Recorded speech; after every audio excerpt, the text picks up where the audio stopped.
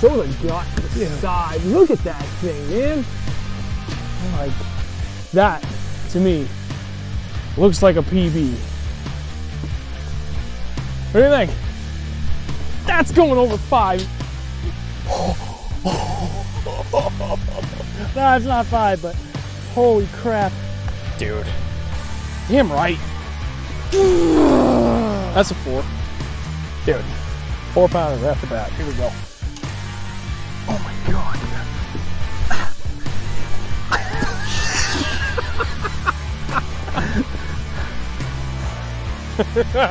Dude. Good job, man. Look at that. I have big hands. That thing's huge. Girthy. That's triple C thick. I'm calling them today, boys.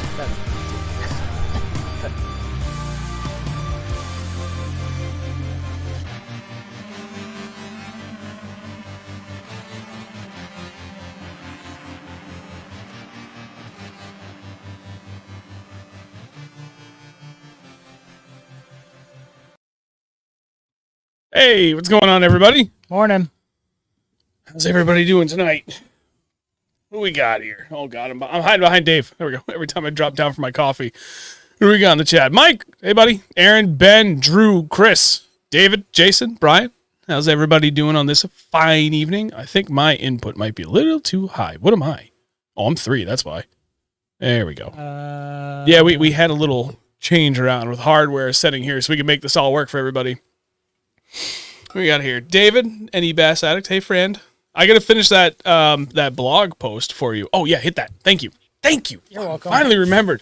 We got this fancy hardware here that we never fully freaking utilize every time we're doing this because we're dumb. It's got this fancy little giant button that says record that we forget to hit every time, so it makes it easier to just rip down the audio from this only. We'll get going here in 1 second. Take time to say hi to everybody. Make sure we adjusted it. Make sure everybody got home nice and safe. Unfortunately, I wish everybody did, but I did hear from my good friend Dennis and a little mishap on the road, unfortunately, with his boat. So he's going to be down and out for a little bit. But most important thing is he is safe. What else we got? Gordy. Oh, wait a minute. Jason. Jason, that was actually not the real Jason Christie, unfortunately. We were bamboozled. Cool. Next time, definitely. We got Gordy, Dave, TV18, Chris, Joy the Catch, Ben. Hey, Lisa. Angus the Mangus. Yeah. So, good enough. We always give everybody about 5 minutes to get in here, and then we jump into it. So, without further ado, we're going to go ahead and roll through introductions first for both Jake and David. David's not here with us. He is at home because he's got to get up early, and the roads were treacherous, so it made no sense for him to come here. So we'll go through intros for that. Then we'll do the weekend fishing report because Andrew and I did get out this past weekend. Andrew's going to talk, and I'm just going to sit here and be sad. And then we'll go into everything kayaks from that point. So without further ado, actually, Dave, we'll start with you. Go ahead and introduce yourself, sir. Hi, guys. Dave Feisick with NuCanoe. I'm also going to be a member of the Kayak Fishing League this year, the Granite State Sticks. We're going to be competing against 32 teams in the U.S., so it's going to be a good year. And me and Jake just came on, kind of basically talk everything kayak fishing and rigging and anything else you guys might have questions about. I'm sure there's going to be plenty of questions. Yeah, we really hope it's going to be a good discussion tonight. My name's Jake Angelis. I'm part of Team NuCanoe. Was the Elite Kayak Angler of the Year last season. And we are super excited to get the season underway. Is that better? I just moved it. I guess I can hear it. I'm like, I think I need to move it a little closer. Don't worry about me. I'm just going to start finagling with this as you go. I know me and Dave have already got out this season, and we're ready for the rest of the ice to go away so we can get out on some of our favorite ponds and lakes and get this season kicked off. Oh, yeah, just like everybody else. Dude, we are. Well, we say we're ready. We're already there. Yeah. I know you guys were just out this past weekend. I mean, fishing never stops for me. At least get a couple times to scratch the itch up at the power plant there. So. Yeah, which not many people know about. Yeah, shut up. So you both fish for NuCanoe, correct? Yep. And you're going to be at the New Hampshire Outdoor Expo this weekend. Yeah, we are both going to be at the New Hampshire Outdoor Expo. I will be doing 2 seminars there, so if you guys want to swing on over, and these 2 are also doing seminars, so definitely come out to the show, enjoy some of these seminars. There's going to be some good knowledge dropped there. Yep. What do you guys have planned for what you're bringing to the show for products from NuCanoe? So we will have all the NuCanoe models there. We will have 2 or 3 fully rigged NuCanoes. Those boats will have XI3s, fish finders, torpedo motors, active target, panoptics. Our boats are pretty tricked out, so you're definitely not going to want to miss those boats. Are those your boats or those boats you're bringing from NuCanoe? They will be my boat. My boat will be there, and some other boats. Yeah, I'm will excited be there. to see your boat up close finally. I'm probably gonna bring my Frontier 12 and just rig it like tandem or something, or even bring my Unlimited. Noise. So I just got a text that David is really quiet. I need to figure out how to increase his volume, but I don't think I can. Maybe I'm. Oh, I know how to do it. I can fix it from Discord's end. But I'll get to that in 1 second. All right, so everybody's going to be there this weekend at the New Hampshire Outdoor Expo. It is in Milford, New Hampshire at the Hampshire Dome. It's Friday, Saturday, and Sunday. Excuse me. As they said, they're going to be there representing NuCanoe. Andrew and I are going to be there in a shared booth. Well, shared booth. It's really just one giant booth that's still kind of split between ourselves and Wicked Custom Rods. John will be there. He's actually going to have our custom built jig rods on hand too. So if you guys want to get an idea of what a real jig rod looks like, we'll have them. I'm pretty sure he's going to have my custom built like mid-range duty spinning rod too. So my very first custom rod I ever built is my current jig rod. It's 7.2 medium heavy fast. He's building me that exact thing, but for a spinning setup, because I do so much cold water fishing. I like to have that spinning option. So he's got that built. We'll have that there. He's going to have a bunch of other stuff. He'll still have ice stuff for people that want to get in on that, because there's still plenty of ice the further north you go from here. Actually, pretty much everywhere in New Hampshire. There's still plenty of good, safe ice, especially, again, the further north you go, like Concord North, there's still plenty of good ice. So you have time to take part in that, plus a bunch of other stuff. And I'll be doing a solo seminar Friday while Andrew's at work, and then Saturday evening, we'll be doing another seminar together. As long as it's after 3. Yeah, I already talked to Dan. He's got it scheduled. So I think we're going to be going at 5. 5 o'clock Saturday evening. Andrew and I will be doing another seminar in the backstage. Maybe it's at 4. Sorry, I take that back. 5 o'clock is the flipping competition. And on that note, for those that are interested, no vendors. So the actual comp, the primary one, is going to happen 5 o'clock Saturday afternoon, and there's going to be a hell of a prize pack for that. Ben's Tackle Shack is kicking in a Lose rod and reel combo. A bunch of other vendors there, like Crazy Ick Bait Company, is going to throw in a bunch of stuff so that we're going to have a good prize pack for both first and second place for that. Yeah, first. Shut up. And then on top of that, we're going to be running a weekend-long highest score thing. So if you can only get there Friday or Sunday, not to worry. You have an opportunity. Feel free to bring your own rods. I will have a half-ounce jigs, no hook on it, on hand. I'll just throw some, generic little jig trailer on the back of it. Probably, Beast Coast Flippin' Delight. I'll have some of those on hand if you guys want to check out the new baits from Beast Coast. So that, it's something pretty standard. We're not going to do like the felt bags or anything. You guys can flip away. I'll be there. It's going to be set up in our booth. We'll be keeping score all weekend. We'll get in touch with winners at the end of it. Maybe we'll even throw in a free hat for the... Yeah, we'll throw in a free 603 bass hat for both. The weekend long and the actual Saturday tournament. Okay. That sounds like good. And I'll even give you a choice of what you want too, because I have a bunch. And it's the most exciting thing. I'm going to have those hoodies in Saturday. They're being printed Friday. We will have them there for sale Saturday and Sunday. So hats, hoodies, decals. So if you want one, you got to come down and get it. Yeah, because this is a very, very, very limited release. Very limited number. I have to pull some out to make sure I get them, close family and friends. And then whatever's at the show, if you guys want them, that's the only opportunity you're going to have, unless, of course, they don't sell out. Oh, look at this. Mike Zampisi. First donation of the night, $10. Thank you very much, Mike. Greatly appreciate it. Thanks, Mike. On that note, before we further dive into this, and I'll go ahead and fix David's input bike there. Yeah, wow, Jesus. Okay, it's been a long week. There's been a lot going on for me. Just deal with me. Is that a puke? God, I hope not. So, for those that haven't done it yet, if you could go ahead, drop a like on the stream, greatly appreciate it. Down in the video description below, there's links for both David and Jake, and then as well as Granite State Sticks and NuCanoe. So go ahead, check out everything there. I haven't put it in yet, but I will shortly. The link to the New Hampshire Outdoor Expo for those that are interested, or you can just go to the website. It's easy enough to find. We hope to see you all there. Please stop by all our booths, say hi, ask all the questions. For those that do want to do any donations, we're at, I already forgot, 300, I take that back, $440 out of the $500 goal. And the next thing we're getting is a drone for the show. $450 now. So we're only $50 away from the next goal, and we're getting an awesome DJI, what was it? It was a Mavic Pro 2. Mavic Pro 2, which is going to be dope. So we'll be able to add that to the channel this year. So anything you guys can do, greatly appreciated. Donate directly through YouTube, through Venmo or PayPal. All that stuff is down in the video description below. All right. Let's jump into the weekend report. Let's make this relatively fast. Andrew, I obviously have nothing to attribute because I got skunked for the second time. So I caught 4 fish. Next. Talk it over for a second. I'll fix that volume input. All right, so we traveled pretty far this weekend to go find open water. We found it, and we met a couple of the Beast Coast dudes down there, the two J's, Jade Gentile and Jade, what the hell is his last name? Lestage. We met them down there. They had their boat, and they were, it's where we went is where they always go. They've been fishing there for 15 years. And they caught so many goddamn fish in front of us on jerkbaits. And I just didn't really feel like throwing a jerkbait, so I just threw the Hustler all day long.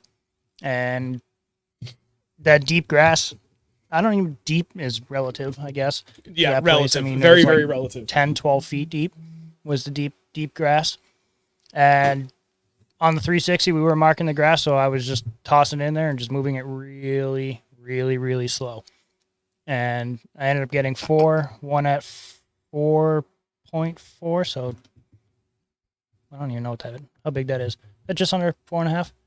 I don't know. 4.4 would be 4 pounds, just a hair over 6, like 6.5 ounces. Okay. So, yeah, I got a 4.4. And that was the biggest of the day. The other ones were, I don't know. I think you had the 4.4, probably one that was like 3 1/4, and then 2 that were like 2.5-ish. 2.5, yeah.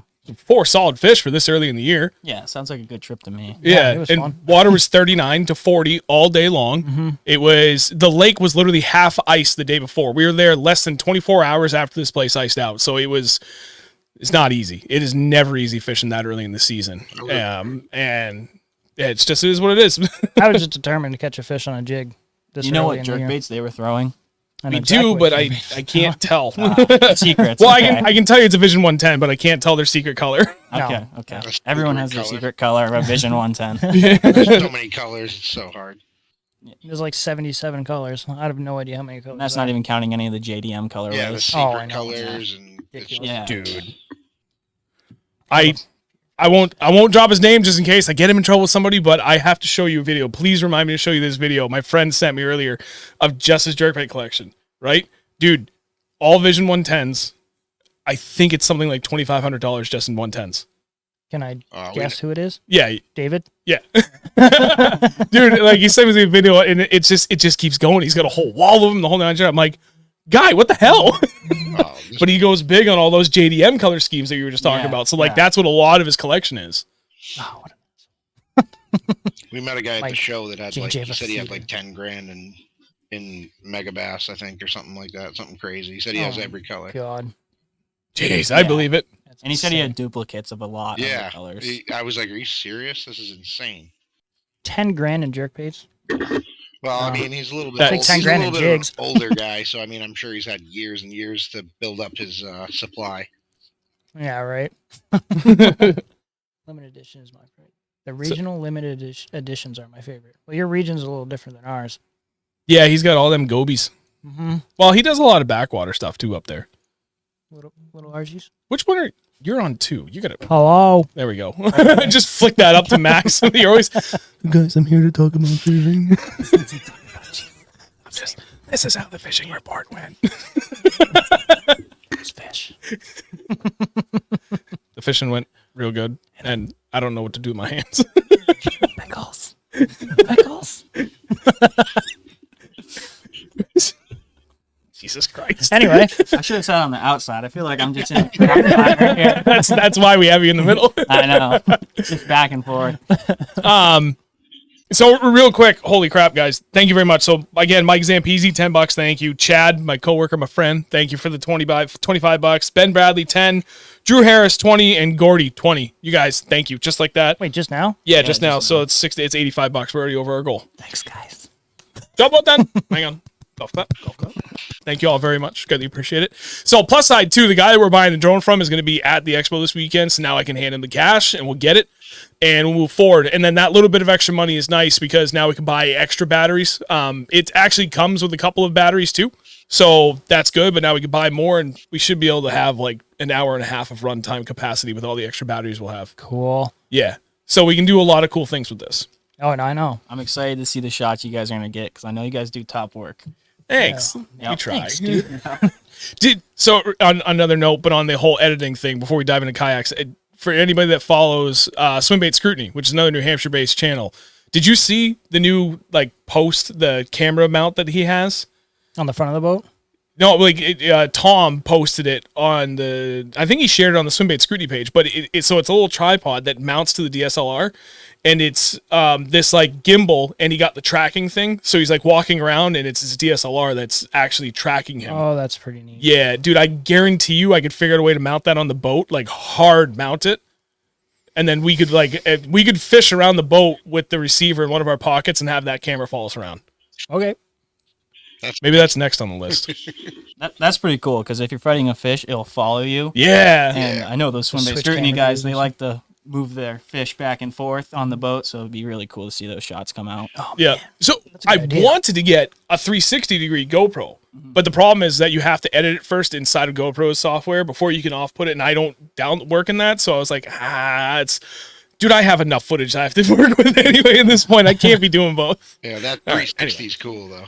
I've seen some videos from one of the kayak guys. Dude, It's just so cool. it's awesome. How it's Oh, that would work good on a he's kayak. fighting a fish in the kayak and the thing spins around. I'm like, dude, that's great. Yeah, and the benefit of having something like that, if you set up in the middle of the boat, then again, literally doesn't matter where you go. Even if we're sitting in between the consoles, we can capture it. Even better if I mounted it to the trolling motor like I originally planned. If we're fighting a fish and it's jumping, I could pan out to that and it would look great. But I'll work with what I got. I have Drum. 5 extra GoPros. I could always set up another one on the front of the boat, literally pointing out. 4K, 60 frames. Okay. With 4K, you could zoom way the hell in, and even if a fish jumps 100 feet out, I can zoom in. You'll be able to see that in pretty good clarity.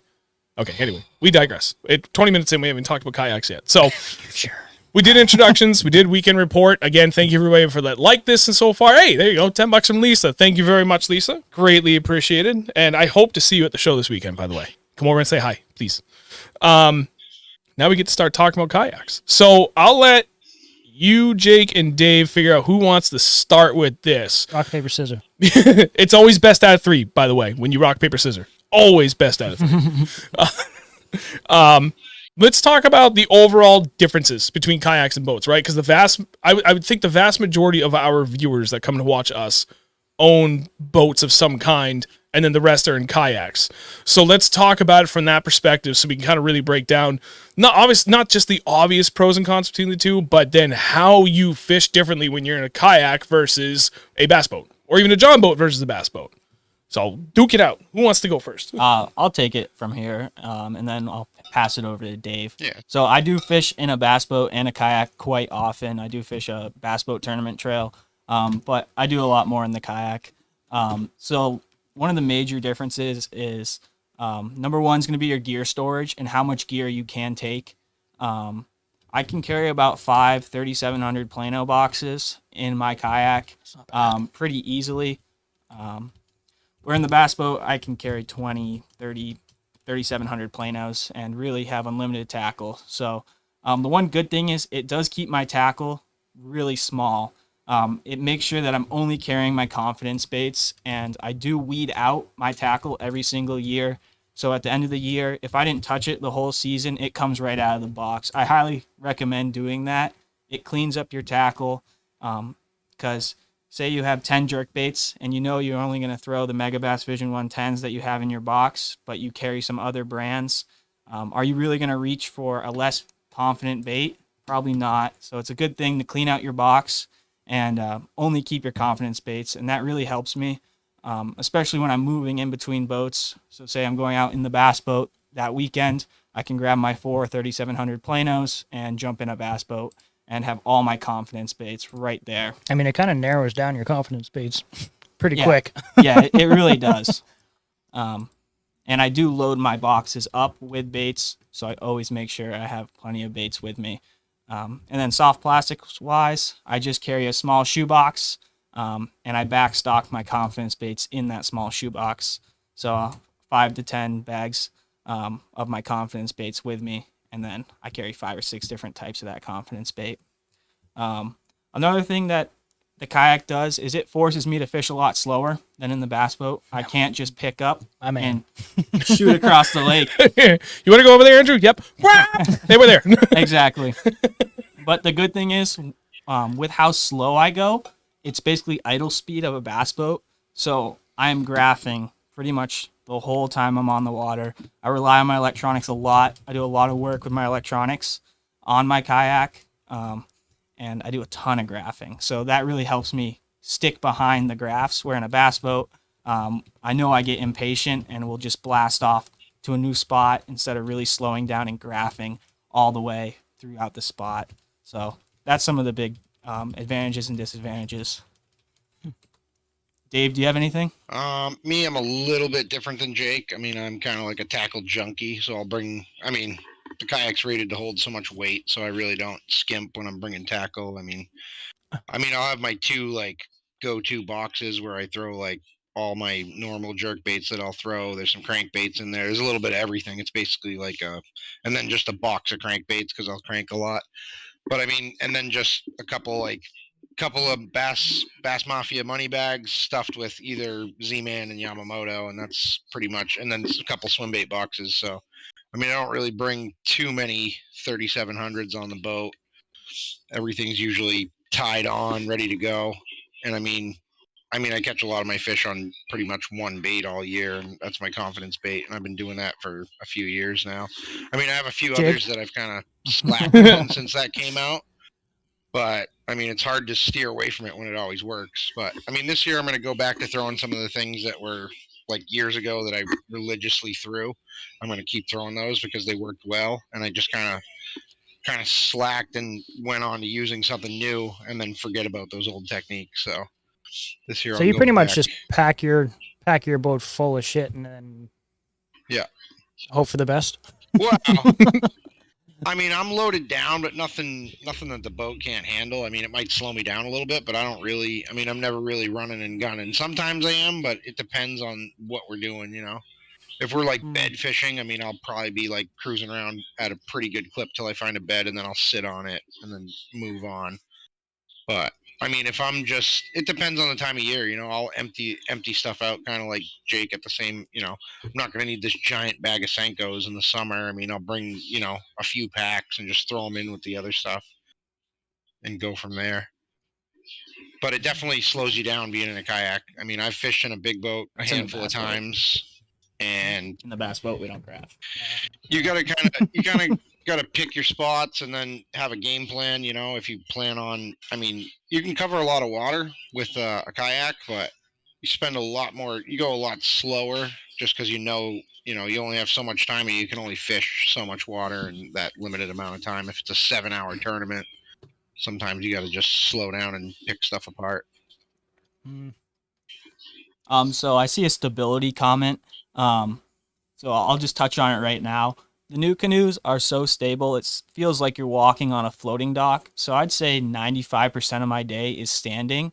And then the other part of my day is sitting, but I'm only sitting as I cruise across the lake, or if it's in really heavy winds, I will be sitting. But for the most part, I will be standing most of the day. So that's another thing. People always think, oh, you're always sitting in a kayak, so it's not as high up as a bass boat.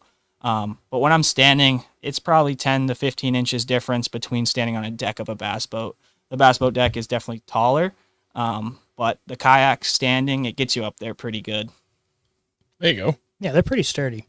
Yeah. I've stood on one before, and I mean, you can rock them, and you're Yeah. not gonna go anywhere. I've seen videos of guys that stand up on like the very nose of those like the NuCanoe styles, and like big dudes like me, 6'2", heavy, fatter, definitely on the fatter side, not the chunky, softer on the middle side. Stop. People like me, and they set the hook like me, like okay, we're swinging for the fences, and that thing just is like. It's like it's impressive how stable they are. There was a guy last year standing on like a big red igloo cooler, and he was on top of the NuCanoe, so he was up higher than a basketball. Oh my god! And he was bed fishing up in New York, and he was loving it. So, and you can do that. I mean, that's awesome. It's essentially that stable. You could put a Yeti cooler in there and stand up on it, but I mean, if you make one wrong move, you might end up in the water. You might not flip the kayak, but you'll end up going for a swim if you step off the side and slip off or something. So.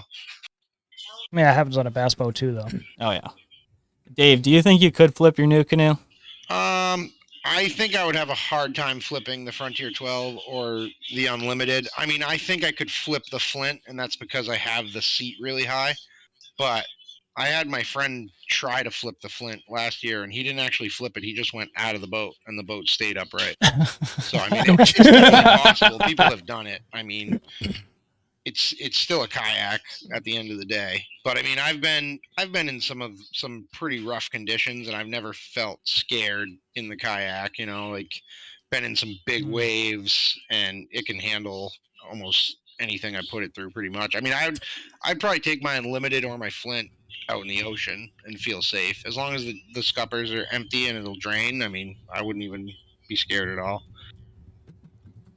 I'd probably feel safer in the Unlimited than the Flint. But I mean, Jerry, at the end of the day, I mean, I'd definitely it's on my list to go out and do a Nantucket sleigh ride in the Unlimited.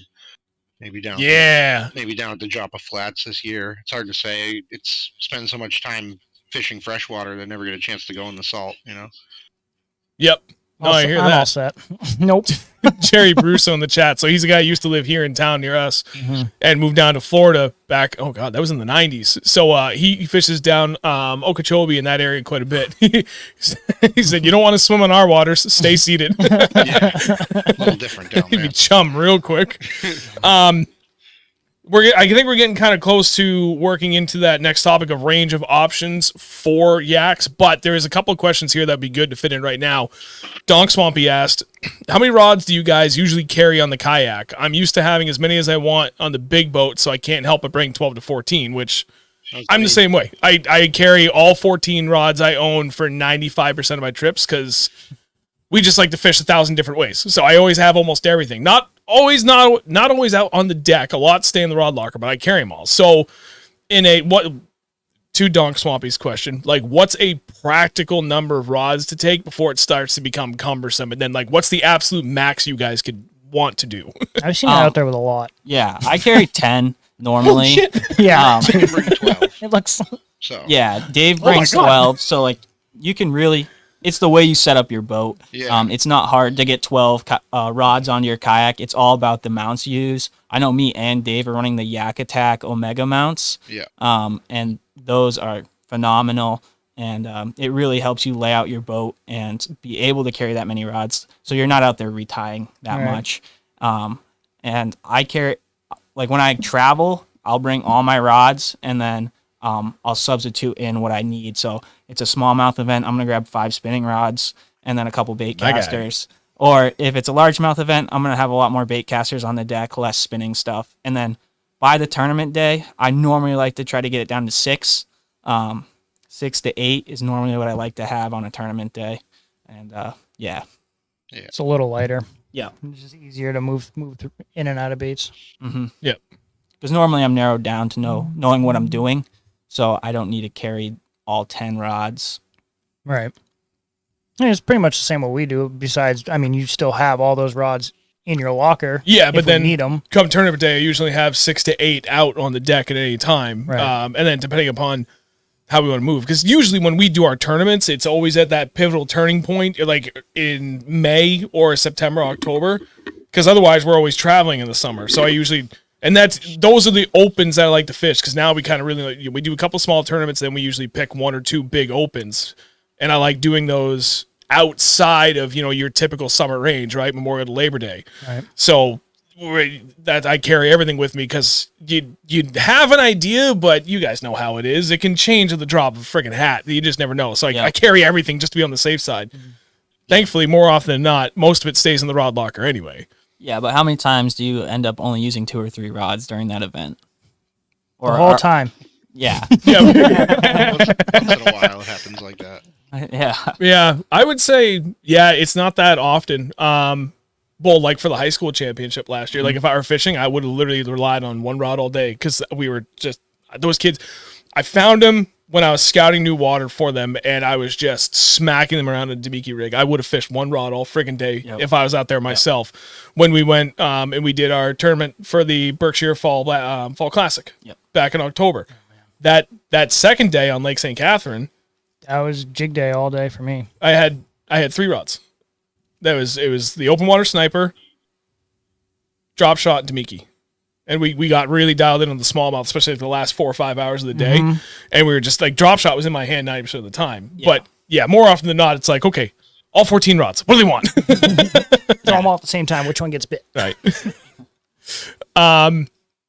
There was a question, Bill, you did ask a question, graph settings for 2D, down imaging, side imaging, chart speed, sensitivity. Hold that thought if you can, please. I hope you can stick around because that's going to play in really well when we get to 2 topics from now, where we're going to talk about that for like setups and everything, and we can dive into that, the differences in that, because I actually am curious how much your settings on stuff like that will change from kayak versus when you be in a boat, if at all. Do you want to go over Guggen Slayer had a question earlier? Where did was that way above this, or was I think it was actually more recent than that? Hang on. Yeah, it was about 360 in live scope. Oh yeah. Oh god, the chat jumped. Where are we? All right, Guggen, what is prioritized for Highland Lakes, Mega 360 or live scope? That's a very generically broad question. and that's not an insulting way. It's just dude. It really depends on what you want to do. And I guess it depends on how well you know how to capitalize on knowledge. That's really what it's going to come down to. If you're still learning, and especially if you're still learning offshore fishing, get the Mega 360. Because how much you can see for what's really down there, if you have side imaging plus Mega 360, like that's awesome because you can go by at idle speed. You can see a ton of structure and kind of mark generally. For the most part, you can see what's down there. But then when you park over the top of Mega 360, you really get like a very great bird's eye view what's down there. Oh, not only was that a pile of rocks that I marked, but now I can see the exact contour and size and position of it. Oh, it actually has riprap off to this side that I couldn't see. There's a little grass over here, and holy shit, there's actually grass right there. There's one giant boulder right in the middle of it. So it gives you that. So as you're learning and you're learning how to break down stuff like this, especially for offshore fishing, deeper water, to me, Mega 360 is great when you're still in that learning phase. When you get to that next level and you know a lot about how to tackle fish in different bodies of water, smallmouth versus largemouth, 6 inches of water to 80 feet of water, you're fishing offshore grass, you're chasing fish that are chasing bait fish. Like when you know a lot about all that, live scope. Yeah, I think the live scope's way better for suspended fish and targeting individual fish compared to the Mega 360. I feel like that's going to be more for finding your spots of where you're going to be catching these fish. And I know Sean runs that, so. Yep. Live scope would be cool. It's going to happen. It's going to happen this year. I can guarantee you, promise you that it's going to happen. It might not happen until the end of the year, but I can promise you it's going to happen this year because it's just my priority I'm making for this year. It's going to happen. And actually, so one thing, my friend Chad just texted me again. What happens if you flip your yak and you dump 5K rods in the drink, say 30 feet of water? Well, you dump 30, you dump 5K stuff in the lake and it's gone. Go buy a NuCanoe. We hope that we because you won't flip them. Or save your rod butt on the rod so it'll come back floating up. But I mean, you can tether the rods that you're not using. I mean, it's a good idea. Oh yeah, there you go. If you don't feel like, but I mean, I'm pretty confident that I'm not going to flip. I mean, if I did, I mean, it would really suck, but yeah. I mean, knock on wood. I mean, I've been in the NuCanoes for about 4 years now, and I've never flipped one. I mean, I've never even come close. I mean, I've dropped some rods in the water. I mean, it happens. I mean, when I first was in my NuCanoe Flint, I reached back to grab my spinning rod and it like slipped, and I was like, "Oh, how do I grab this?" I tried to grab it with a paddle. It went down, and I was like, "Oh, well, it's gone." And then I was paddling my other one, standing up, paddling my other one, and I flipped one off, and it went into the deep weeds, and I'm like, "Well, there goes another one." So Oh I no. mean, I've lost two, but they weren't overly expensive combos, so I kind of just one of them was a little more pricey than the other. It's unfortunate. Very. All right, one more question from French. chat, and then I do want to move on to the next topic. Jerry Brusso did ask, you must use lithiums. If so, what amp hour are you using? Yeah, so I'm running 100 amp hour lithium. Gonna be running enduro power this season, and so the 100 amp hours running my trolling motor, which is a Motor Guide XI3 with the GPS spot lock on it. And then for my graphs, I'm going to be running a 12 amp hour, and that's going to power my 9 inches. And then an 18 amp hour, which is going to be for my black box on my Lowrance active target. And that's solely powered by the 18 amp hour. You got a lot of stuff on that thing. Yeah, I do. And it's a lot of batteries to bring inside every night and charge. Oh yeah. They don't make like a plug-in for it. No, it's not like a bass boat that you just plug in. That is a downside to a kayak. I do a lot of trips back and forth, loading and unloading. Unlike a bass boat, you can just throw it on the trailer and you're out of there. Unless we put them on Yeah, trailers. The only way that we'd stop that is put them Mhm. on trailers. But, I mean, that kind of defeats the grab and go of having a Right. kayak. Yeah, still most of your stuff has to come off, even Right. if you're trailering. Yeah. Even if you're trailering, like with the XI3, you wouldn't leave it on there and Mhm. take most of the stuff off. Yeah, there's a lot of stuff would just fly right out when you're driving down the road. Oh yeah. No thanks. Don't drive behind me. You might get hit with a jerk bait Or Red Bull can. or a half-ounce jig. Or Red I'll Bull take can, that. yeah. That's usually what's flying out of my truck Yeah. going down the highway is monster cans bouncing down the highway.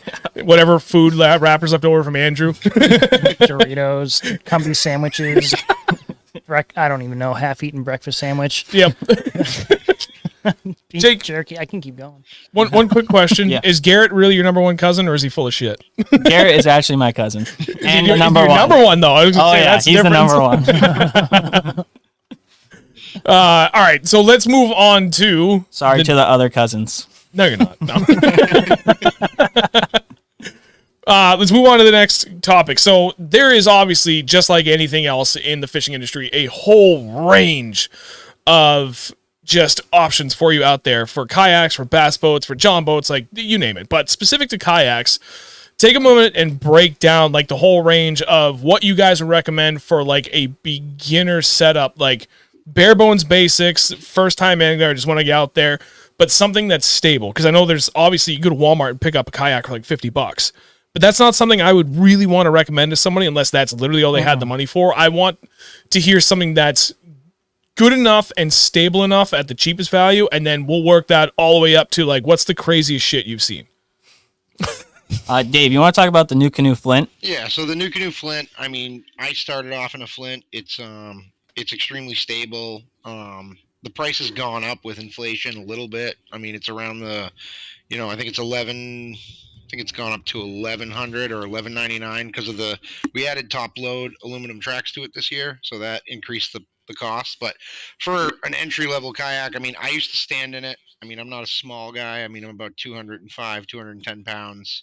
And Jake used to look at me. He's like, "You're standing in that?" And I'd be like, "Yeah, why?" And I'd stand up and I'd drive with my tiller motor, and it was stable as can be. I was standing up in it last spring when I was doing some sight fishing and paddling it, and that's kind of like my grab and go kayak. It's you can grab it, toss it around. It's only 63 pounds, so you can throw it in the bed of the truck and go out. You can put a motor right. You can just a motor and a battery. You can just throw it right in there, and then it's motorized at that point. And that's kind of how I used to. How much does it weigh?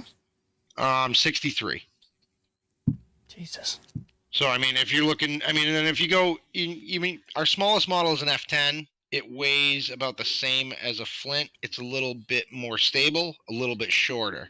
So the Flint's 11'3". The F10 is 10 foot, but it's a little wider. So the Flint's only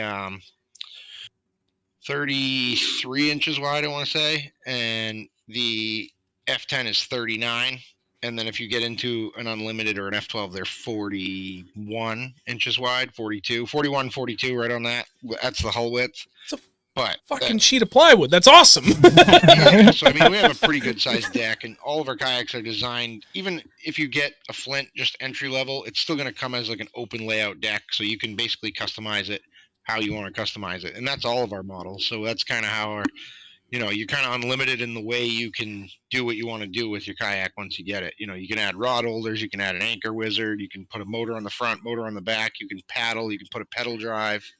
And even all of our models, you can actually bolt a 2.5 horse Honda outboard on the back. So if you want to go on long trips, I mean, you can really.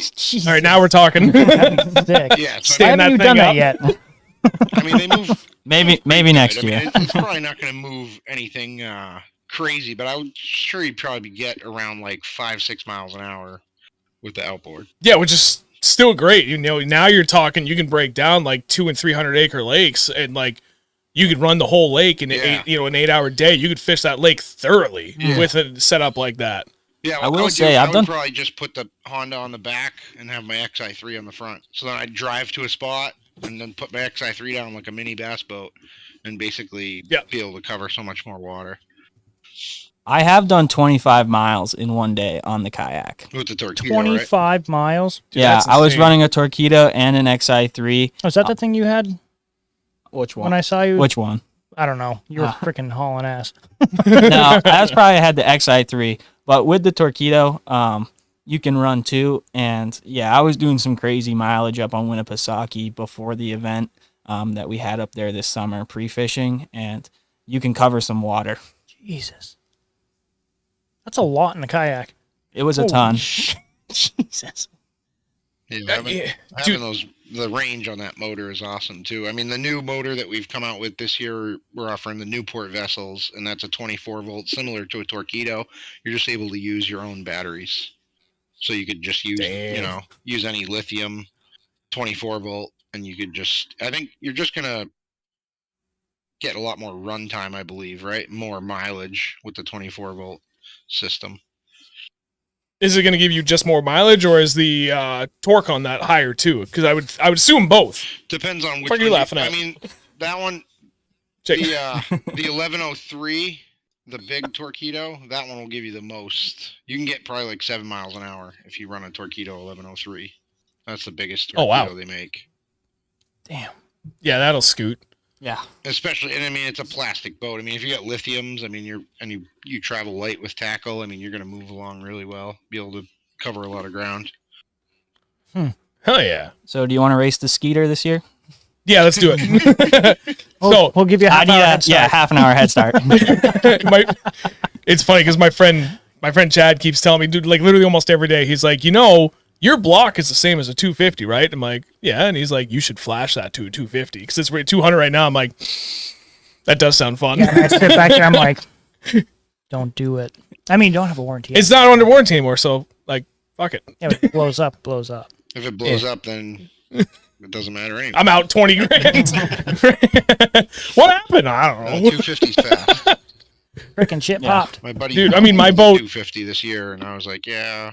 I mean, I like the Kayak. It's a little bit more mellow, a little more. Yeah, I can't imagine 250 on a 19. Yeah, me and a half neither. We've done Skeeter. some pretty scary shit on a 200. I think the fastest I've ever got on that, like light loaded, low gas, like just perfect conditions, just a very, very light rip on the lake, I hit 63 on my boat at 200 horse. So if you put that at 250, we'd probably be doing 75, 80, 75, 80. I was doing 75 on my buddy Skeeter with the 250, and I'm like, okay. My face is like, I'm like, all right, slow it down a little bit. This is a little bit much. Yeah. On water, it's a lot different. Like in a car, 75 feels normal. On water, it's like completely different world. Oh yeah, especially when it like doesn't really try and walk, but it starts to do that. My buddy DJ has a Phoenix 721 with a 250, the new Merc 4-stroke, and we did a turn around the Connecticut River the year he got it. And he's like, "All right, you ready?" I'm like, "Yep." And then all of a sudden, I was like, "Oh God, I wasn't ready." And we're doing 75 down the middle of the river, and his boat's just like it was like glass, and all of a sudden I could just feel the weight shift, and it was like, and I'm like, "Okay, You can slow down now. I don't like feeling that feeling doing 75, not strapped in and no console in front of me. Like, I'm going to die. I'm going to die. I'm going to die. Yeah, you just No, grab I don't the like little console. handle there for you to hold on for your life. That's it. Just the one. Yeah, the old shit handles. Grab on. Yeah, I hold on to that and the dash, and I got my feet locked in underneath the freaking console. I'm like, all right, we're going. I'm like, smash, smash, smash.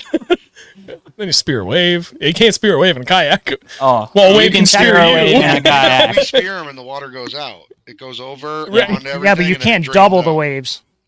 Yeah, have you ever jumped a wave in a kayak? I've tried. Sometimes it feels Doesn't like really it. work. Lake Champlain, Inland Sea out there. Oh, dude, I can't even imagine. You're a thanks. madman for going out there. It was 5 to 6 footers the whole event. How do you fit your balls in your kayak when you go out there and do that? I leave them on shore to Throws them at cut weight. 5,700. Gets everything in. He's like, oh, forgot run for this. Hang on. Thud. All right, we're good. Why is the left one bigger? After we get off, I'll show you the footage of what I was I don't want to fitting see in. that. Yeah, he showed me. I was like, yeah, you're brave. I don't know. Oh, my God. I think That's 4 footers sketchy. would probably be my limit. I'd be like, all right, these are pretty big. I guess, I mean, if I felt Yeah. safe, I'd probably do it, but I wouldn't want to do it when the water's cold. I'd like to do it when it's like. No. Dude, I mean, even 4-footers in a bass boat sucks. I can't even imagine in a kayak. I've done Northwood Lake. Yeah, all the bass boats that were out around me were completely getting their full deck swamped every time they went up and down, and then they moved off of what I was fishing. Yeah. Because they couldn't sit out there because it was just miserable for Oh, them. I guess, I mean, you're moving with the I was water, going so up it's- and over the waves. Yeah. Right, not But through I 'em. did spear a couple. Yeah, we kind of ride them. Yeah. That's the only way. We kind of like the tub just rides over the top of the waves, and you just kind of like every now and then you get a big splash over, but basically like The sha- surfing. The shaft of my XI3 was coming out of the water completely every time I went up and over. Holy crap. Yeah. On my boat now, I've got the 52-inch shaft on my trolling motor, and it's nice because now it's really rare that we're out there. It's bad enough for that to come out, but we had a day on Newfound last year. We were out there, and like even that thing was like a foot out of the water. Look back at him, we're like, maybe we shouldn't be out here. Yeah, I'm looking Hooking up at another him. fish, we're like, nah, we're fine. Yeah, I definitely have had bass boat guys come up to me and ask my sanity and or if I need help getting back to the ramp. And I'm like, no, I'm good. I got a couple more hours out here. Right? Jesus. Sir, are you okay? Yep, give your balls a tug. Leave me alone. Fishing. I'm good. You're scaring my fish. I'm trying to catch these. Yeah. All right, it was David, not who I thought it was. Sorry, I got texts coming in too. All right, so you guys covered the basic, like entry level stuff. So before you get into the mid, I have another question from Chad, and this fits in well to this topic. I was looking at a bona fide a few months ago. Somewhat tall and fat. What is your opinion? So he is somewhat tall and fat. What is your opinion for just fishing places when I'm not in my bass boat? Like, what's the best bang for my buck? So that actually, I would think, play well into that next level of like what he just said, best bang for your buck. Like, what's a great value build out? You got a little bit more money to spend. You want something a little bit nicer, but you're still not willing to go quite overboard yet. Save your money and just buy one time. Don't buy 2 times. Save your money. Get a NuCanoe Unlimited or Frontier 12. Those boats are designed for 650 pounds capacity. So I've seen photos of that boat with 2 guys and a dead deer in between them. And yeah, it can hold some weight. That's pretty sick. Oh yeah. No, we had a guy on the team. He used to weigh. He had to be upward around 300 pounds, and he was in a Frontier 12. And then he would load it up. He'd put 2 lead acid batteries, a whole big thing of tackle, and he would stand up and fish in that thing like it was his job. And I mean, it handles it. I mean, honestly, I don't know which one's more stable. They have different kind of stability. I mean, I think the Unlimited might be a little more stable, but the Frontier 12 is always going to be one of my favorites. I feel like it depends on what you want to do too. I mean, if you're going to go into something where you're going to be taking some waves, the drainage in the Unlimited is a little bit better than the Frontier 12, and that's one thing that definitely changed. I saw a comment on how we don't swamp our boats earlier. What happens if you take on a ton of water? We have 8 scupper plugs in our boats, so anytime we take those big waves, they go right out before they even touch our feet. Normally, they're out of the boat, which is really nice. I've always kind of wondered that too. That would be nice. They should integrate that into bass boats so that when I see the wave coming and it's like Well, everything's soaked, and now the rest of the day I'm walking around, splash, splash, splash, splash. And then I go back into my boat next weekend, load stuff up, splash, splash, splash. I'm like, fucking, this thing's still not dry. you need to get the marine mats, like all those new boats that have all the marine mats. That's nice. Yeah, Which our boats have marine mat on them, so that helps with not slipping while you're standing. You just throw your feet against the sides of the kayak, and you're in a pretty good position to stand all day. Yeah, I mean, I've seen boats with it, and who was the pro that we ran into at the St. Lawrence when we were there 2 years ago? Green boat?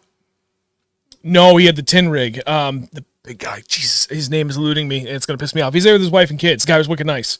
He had an Express, and he had that marine mat. That thing was Jason sick. Christie? So, like, no. He just had the marine mat at the best master class. Yeah. I was just seeing that. Bill? Yeah, for the life of me, I Bill can't remember. Newen? Maybe it was. I can't remember now. It's gonna piss me off. I can't remember his name. But anyway, so like he pulled up, we were getting ready, we were coming out, right? And he was just going out for a little bit with his family, and he had that, and we were talking to him. He's like, "Oh yeah, man, come on over." He's like, look around the boat and everything. He's like, "This fucking thing's great, man. It doesn't matter what I put on there. At the end of the day, I just hit it with a hose and it's clean." I'm like, "Yeah, I need that." That whenever my carpets are done on my boat, I'm gonna put that in the boat. But they're brand new. I know it's gonna be a while. The carpets still look really good. They better. I spent like friggin' 10 hours scrubbing them I think it took me 4 hours to scrub my boat both times. Yeah, you just got to hit yours with a hose. Right? Yep. Done. I'm sitting there like I bought attachments to my cordless drill, the brushes, I'm spraying down. Like, fucking fish slime. Mine still smells like probably pickerel and, I don't know, suckerfish, bass, whatever I throw on the deck of it. I haven't washed it in a while. Maybe I shouldn't bring that one to the fishing show. We'll probably leave that one and take the unlimited. No, There you go. No, bring it. I wanna smell it. All right, so here, different. All right, no, sorry. So South Jersey, you did have a great question, but that's gonna be for the next topic. So don't worry, I will come back to that. There was another question. Looking. All right, I'll go back to the chat in a second. So in the meantime, so now what would you recommend? Like if you just, okay, I've got money. I know I want a kayak and I'm going to load this thing out, but I want my good starting point. Like what is a flagship kayak that you would recommend to build out from that gives you obviously, great stability, and makes it easy to, like, if you're, I'm saying, like, go all out, like you guys, like, add every graph you could possibly want, add active target, go Mega 360, 2 troll motors, the whole 9 yards. Yep. 2 of those micro power poles, like, I want to hear about the $20,000 kayak loadout. Yeah, I would definitely do a NuCanoe Unlimited. I'd run 2 9-inch graphs. If I had unlimited money, it would be Humminbird 360 on a 10-inch Helix. And then it'd be a Lowrance HDS 9 on the other side with the active target. Still would keep a Motor Guide XI3 on the front with spot lock. I might upgrade it to the 24-volt system instead of the 12 and do the 70-pound thrust just so I can cook around the lake a little bit faster. 100 amp hour battery in the back. I can't think of that much else other than like your standard rod holders, a nice life jacket, because definitely a life jacket's key in a kayak, less in a bass boat, but you should still have that on. And is required by law for certain times of the year in New Hampshire and other states as well. But I know for a fact, New Hampshire, it is required to have it when you're in a kayak or a canoe. Yep, you just have to have it with you, right? I think you actually have to be wearing it. Did they change it to wearing? I know that's Massachusetts. I think you have to wear it early in the season until it hits like a warmer water temperature, I believe. I don't know about New Hampshire, but you definitely have to have it. But I don't think I've ever gone. I don't go out in the kayak without a life jacket. Yeah, now. I always have mine on. I do wear a kayak life jacket over the thin, skinny ones just because I have a spot for my phone and my wallet while I'm on the water. That just makes it easier. Yeah. Yeah, Makes those ones sense. are nice too. I mean, those kayak ones you guys got? Yeah. And then I would put a Torqeedo 1103 AC on the back as my outboard pretty much, but that isn't electric. So that would probably be my build. Ooh. David, what do you think? That would be probably upwards of, with what he's talking about, with all that, probably around at least 15,000, I would think, something like that, or close to Yeah, probably. Yeah, but like the benefit of that is because I already know what people would say, like, depending on what we want to do, right? Like, for that same price, you get a tracker. But you just get a bare bones tracker at that price versus this is as loaded out as you can get. You don't have the maintenance of a trailer unless you want to get a trailer. But even still, you're talking what, $1,000 for a really nice kayak trailer? Yeah, NuCanoe and then you sells a don't person for like around that. I think it's like a there you go. or something. Yep, you don't have to worry about gas in the outboard. Obviously, in the like literally 90% of the money you spend on a bass boat is maintaining your outboard. So The like only that's thing you really need to gone. worry about is bringing your shit in at the end of the night, right? Yep. or loading it up to the ranch. And the good thing is everything can come off. So say I want to go into a little back road pond, I can take everything off of that boat Grab a within paddle. probably 10 minutes at Yeah. max, grab a paddle and a little cart and wheel into some of these. I know that there's 2 or 3 lakes that have gates that are closed to boats in the beginning of the season that I wheel into and do really well. So Yeah, I know what you're talking about, you bastard. Yeah, you guys probably do. It's a good spot. Is it close to the place we were just talking about before the stream? It's Kyle's favorite place. There he goes with Dory. Yeah. That's one of them. I don't like that place. So that is the advantage. I like how it was dinks there. I used to live there. There's only dinks there. So don't go. Yeah, just to catch a bunch of fish, a bunch of little ones. And then, yeah, to your point, Jake, like that's one of the biggest benefits. Like you drag a kayak around something like that, strip everything off if you want to go bare bones basic, and then you don't even need a launch. You don't even need a fucking accessible spot on the road. Like you just pull up to the side of the road and be like, I can fit it between those saplings. Yeet. And then you're in, and you're fishing. And So my setup will change throughout the season depending on where I'm going and what I'm planning to do that day. So I'm not always bringing the active target setup with me. Active target setup's always on there for smallmouth fishing. But if I know I'm largemouth fishing that day, I run my boat pretty bare bones because I do a largemouth fishing with my eyes over my electronics. But if we're smallmouth fishing, a lot of electronics work. Sorry, I'm reading a comment. yeah, I am too. I was being quiet, one, so I could read, and then two, give Dave a chance to be able to spit something out too if he had more to add to it. There was actually another question from Chad. Is bilge pump? You get bilge pumps on those things? No bilge pumps. I say no, you wouldn't need them. No, we don't need them. No. Unless not if you're fishing in a sit-in kayak, then yeah, you would think you would need one, but otherwise, no, you shouldn't. Not with the sit on. No, the sit-ons. There are some people that run them, and that's Put it inside if the they hull. do get if they have a leak in their hatch, Oh, yeah. or sure, that makes sense. something like that where their hatch isn't sealing great. I have seen people run them. Ooh, okay. So I actually have a question that I can ask, but I'll go to Chad first because chat is more important. So, Dave, I want you to start with this, and by all means, if no one feels comfortable answering this, don't. But Chad wants to know, how much is your setups on average, or another way to put it is, what have you invested in your current setup to get it to where it is today? I only have the XI3, and I'm still running lead acid. And I'm putting a new graph on this year, so I haven't invested too much into it. Just the XI3 mainly, and the plugs, the Marinco plugs, the wiring. The Frontier 12 is even less because I just have a transom mount with an extended tiller. So,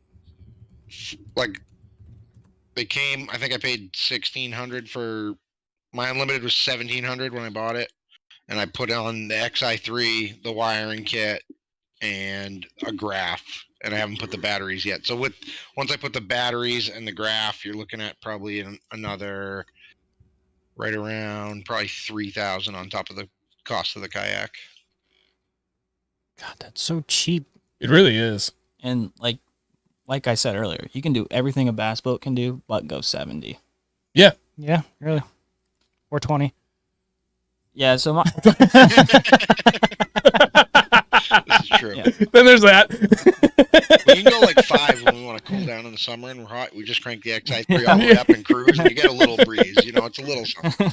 Could you That'd be run? sick. You should run a mount on that you can flip it like completely 180 degrees and turn Have the a fucking fan? prop facing you, just like Just literally Just mount have a that fan spraying water on it. on an Omega mount. Just mount a fan so you just blows right on. be till you get awesome. hot. Could you run a 36 volt system on that and just really just crank, or is there just not enough room for I that think it big would of a be battery? I think with the new lithium technology, I think I could. Yeah. and I don't see why I couldn't do like a 100-volt Ultrex or the Altegra. You know which one I'm talking about. Yeah, I don't know how. Yeah. They have so many names. I don't know. Yeah. Yeah. Well, yeah, and then there's that auto deployable one, which is the Altera. The Altera. Yep. That's the one I was thinking of. A couple of the guys. On Yeah, the you team could have do the that. Altera. Yep. The guy pulls up with his. Those are trailer nice. And he pushes a button, and the NuCanoe backs off the trailer with the Altera, and then he spot locks it, and then pulls the trailer out. I'm like, that's nice. We have to put ours down manually. Aw. So we're mounting our, at least I am mounting my fish finder mounts on a Yakatech cell block. And they make a switchblade arm, and I have seen people on John boats using those. Oh, say that was Brian did ask. Sorry, how are you guys mounting the transducer, your fish finder, when you don't break it off loading and unloading? Sorry, I like to read the questions just because this eventually is going to go on Spotify and they won't be able to see it. Okay. So, sorry, what was the mount again you have for it? The Yakatech cell block is what I'm running, but that is a break off that I'm taking off every time. So I guess you'd have to go with more of a flush mount, similar to like a bass boat. So, could you do one that's hinged? Because the one I have on my Skeeter it's hard mounted, but it's on a spring loaded hinge. So if I bump something, it just kicks up. It can kick way up past 90, like to like 120 degrees or whatever. Then probably something like that would be his best bet. There you go. And that should be easy enough to mount. What is this? Yeah, if you're doing The actual mount for the transducer to mount to the boat. Oh, yeah. Is it a kayak? Sorry, go ahead, Dave. Is it a kayak or a boat? His is a John boat. Oh, okay, John boat. Yeah, so there's no through hull because I mean you can also put. I mean, we do also NuCanoe offers this year. We just came out with the retract that goes through the hull for the transducer, which I would run it on a switchblade because sometimes you'll get into some like thick grass or something like that, or there's something in your way. You can obviously flip it up in a matter of seconds and then go through and put it right back down. It's very easy to flip up and so you don't break it or anything like that. Nice. I like that. I did see another question in the chat. Chat, I'm going to take over for 1 second because I have a question. I don't want to forget to ask it. And this will be, I think, a good one for the more vertically gifted people, such as myself, this 6 foot plus club. Shut up, Hobbit. I'm not even that short. I know. I'm like 5'11" and 7/8. I saw that meme of like what you 6 foot, over 6 foot tall people say to their less than 6 foot friends, and it was friggin' Gandalf. He's like, Hobbit really are magical people. I texted it to him, and then I sent to all my friends. I'm like, that were over 6 feet. I'm like, text this to Andrew right now. That's what friends are for. So, for someone like me, like I've had chronic back issues for going on 10 years now. It hasn't been that bad the last 4 years. It's all my lower back. I go to a chiropractor every 2 weeks to help maintain it. Literally for like 4 years, I couldn't even bend down over and far enough to dry off my feet when I got out of the shower. That's how bad my back was. Now, it's not really an issue. It'll still get tight at the end of the day, but it's not too bad. So for me, like, especially like right now, like these chairs that we're using are a little low, so my knees are slightly elevated, and the more comfortable position is to be above knee. So for someone like me, that's always my concern when thinking about kayaks or canoes or even John boats. So what do you recommend for a kayak for someone that's taller like me, like 6'2" or taller, where they want to be up higher, so they're, above knee, but still stable and comfortable and the whole 9 yards? So the two boats I'd recommend for like having an awesome seat will be the Bonafide SS 127. That's probably one of the better seats on the market. But NuCanoe does have an awesome seat that has a 360 swivel in it. So okay, now we're talking. Yeah. So like if you have back problems, you can spin around and get access to your stuff without tweaking your back. Compared to like if you're sitting in a chair like this with no swivel and you spin, you're gonna pull this back muscle, which might hurt somebody that has back problems. But that 360 seat allows you to spin right around, get into all your tackle. But the Bonafide seat is very comfortable.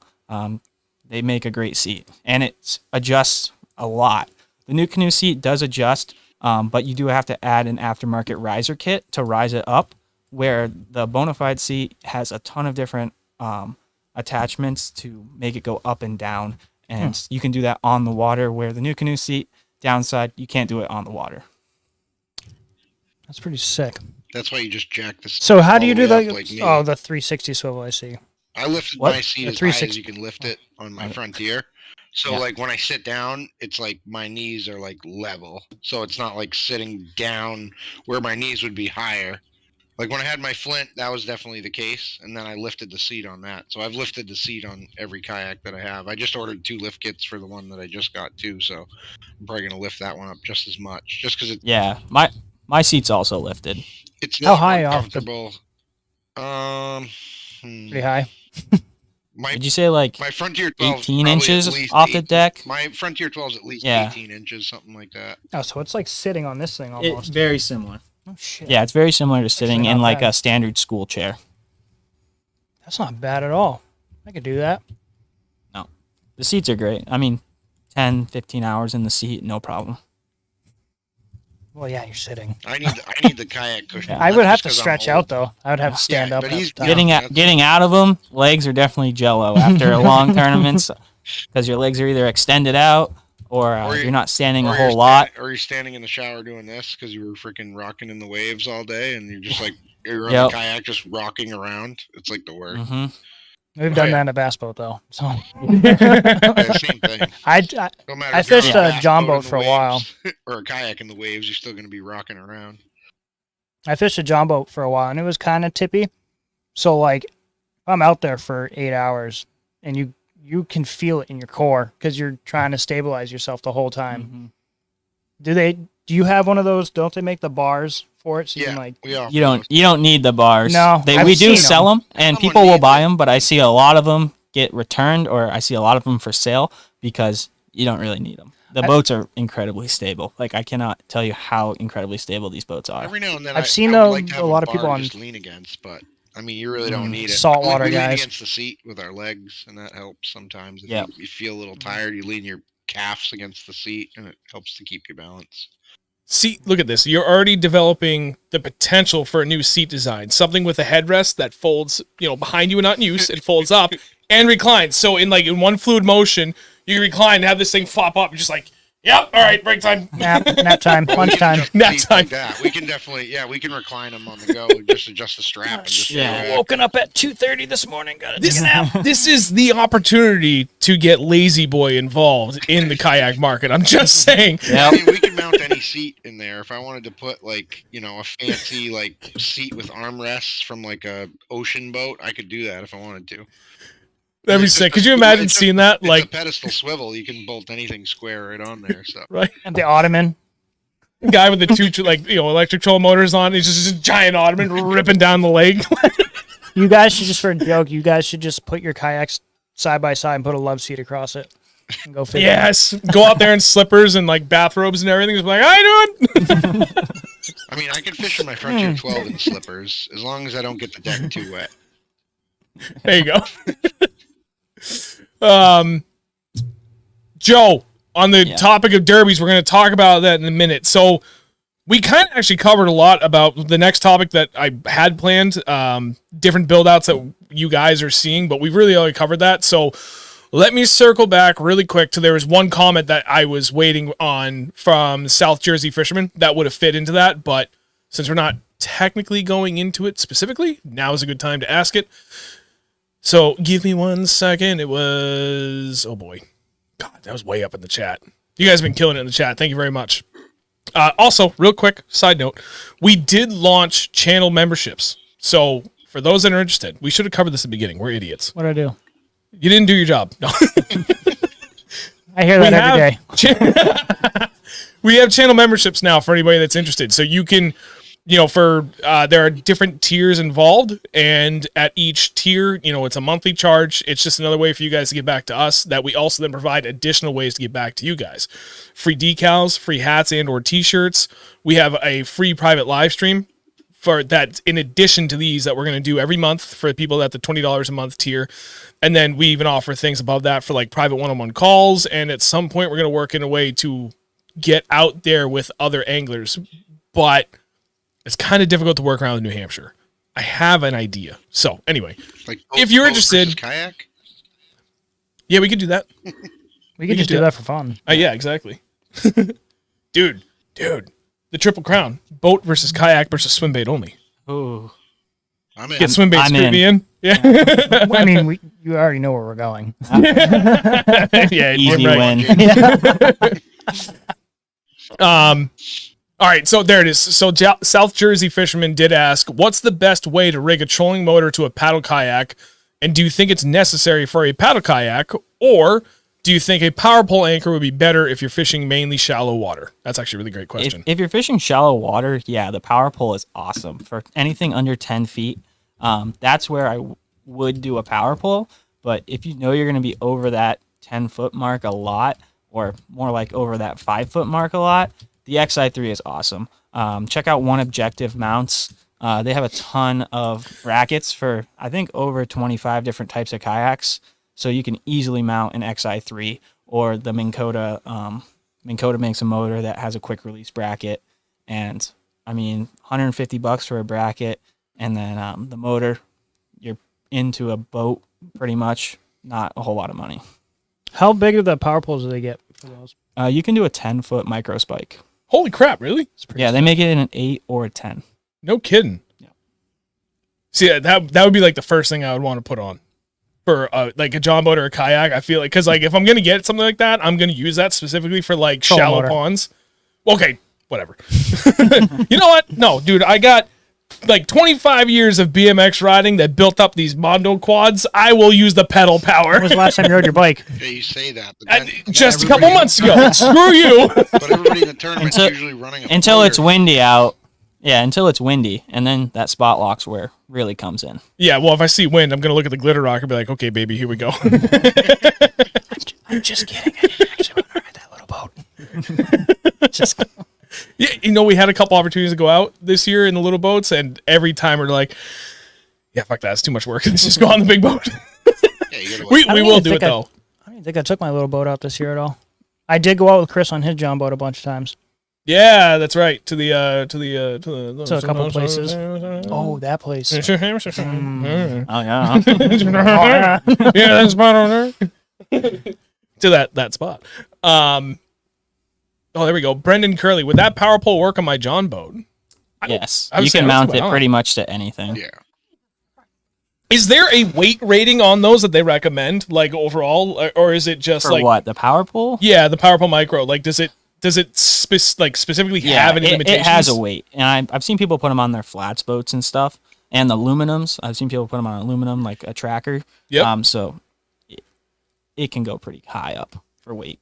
As like Pretty sick. as much as I would love to get a kayak, there's a part of me that's like, if I'm gonna go small boat build, like I love seeing those custom like build out like 12-foot John boats. SB Fishing's new boat. Yeah, that thing's dude. Sweet. That would like, Yeah, I think it's wicked. dude, sick. that thing with a 24 volt like Ultrex or Ghost on the front, and then 2 power pole spikes on the back. That'd be sick. That is a sweet setup. But I mean, at that point, you should just get a boat. Yeah. Yeah, I think that's pushing the limit of actually a small boat versus a bass boat. Like Where making at a that point, nice boat. you should just jump into the bass boat right. Yeah. The only reason because you're not getting many advantages. You're still trailering that boat, yeah. and with the kayak, I can put it in a truck bed.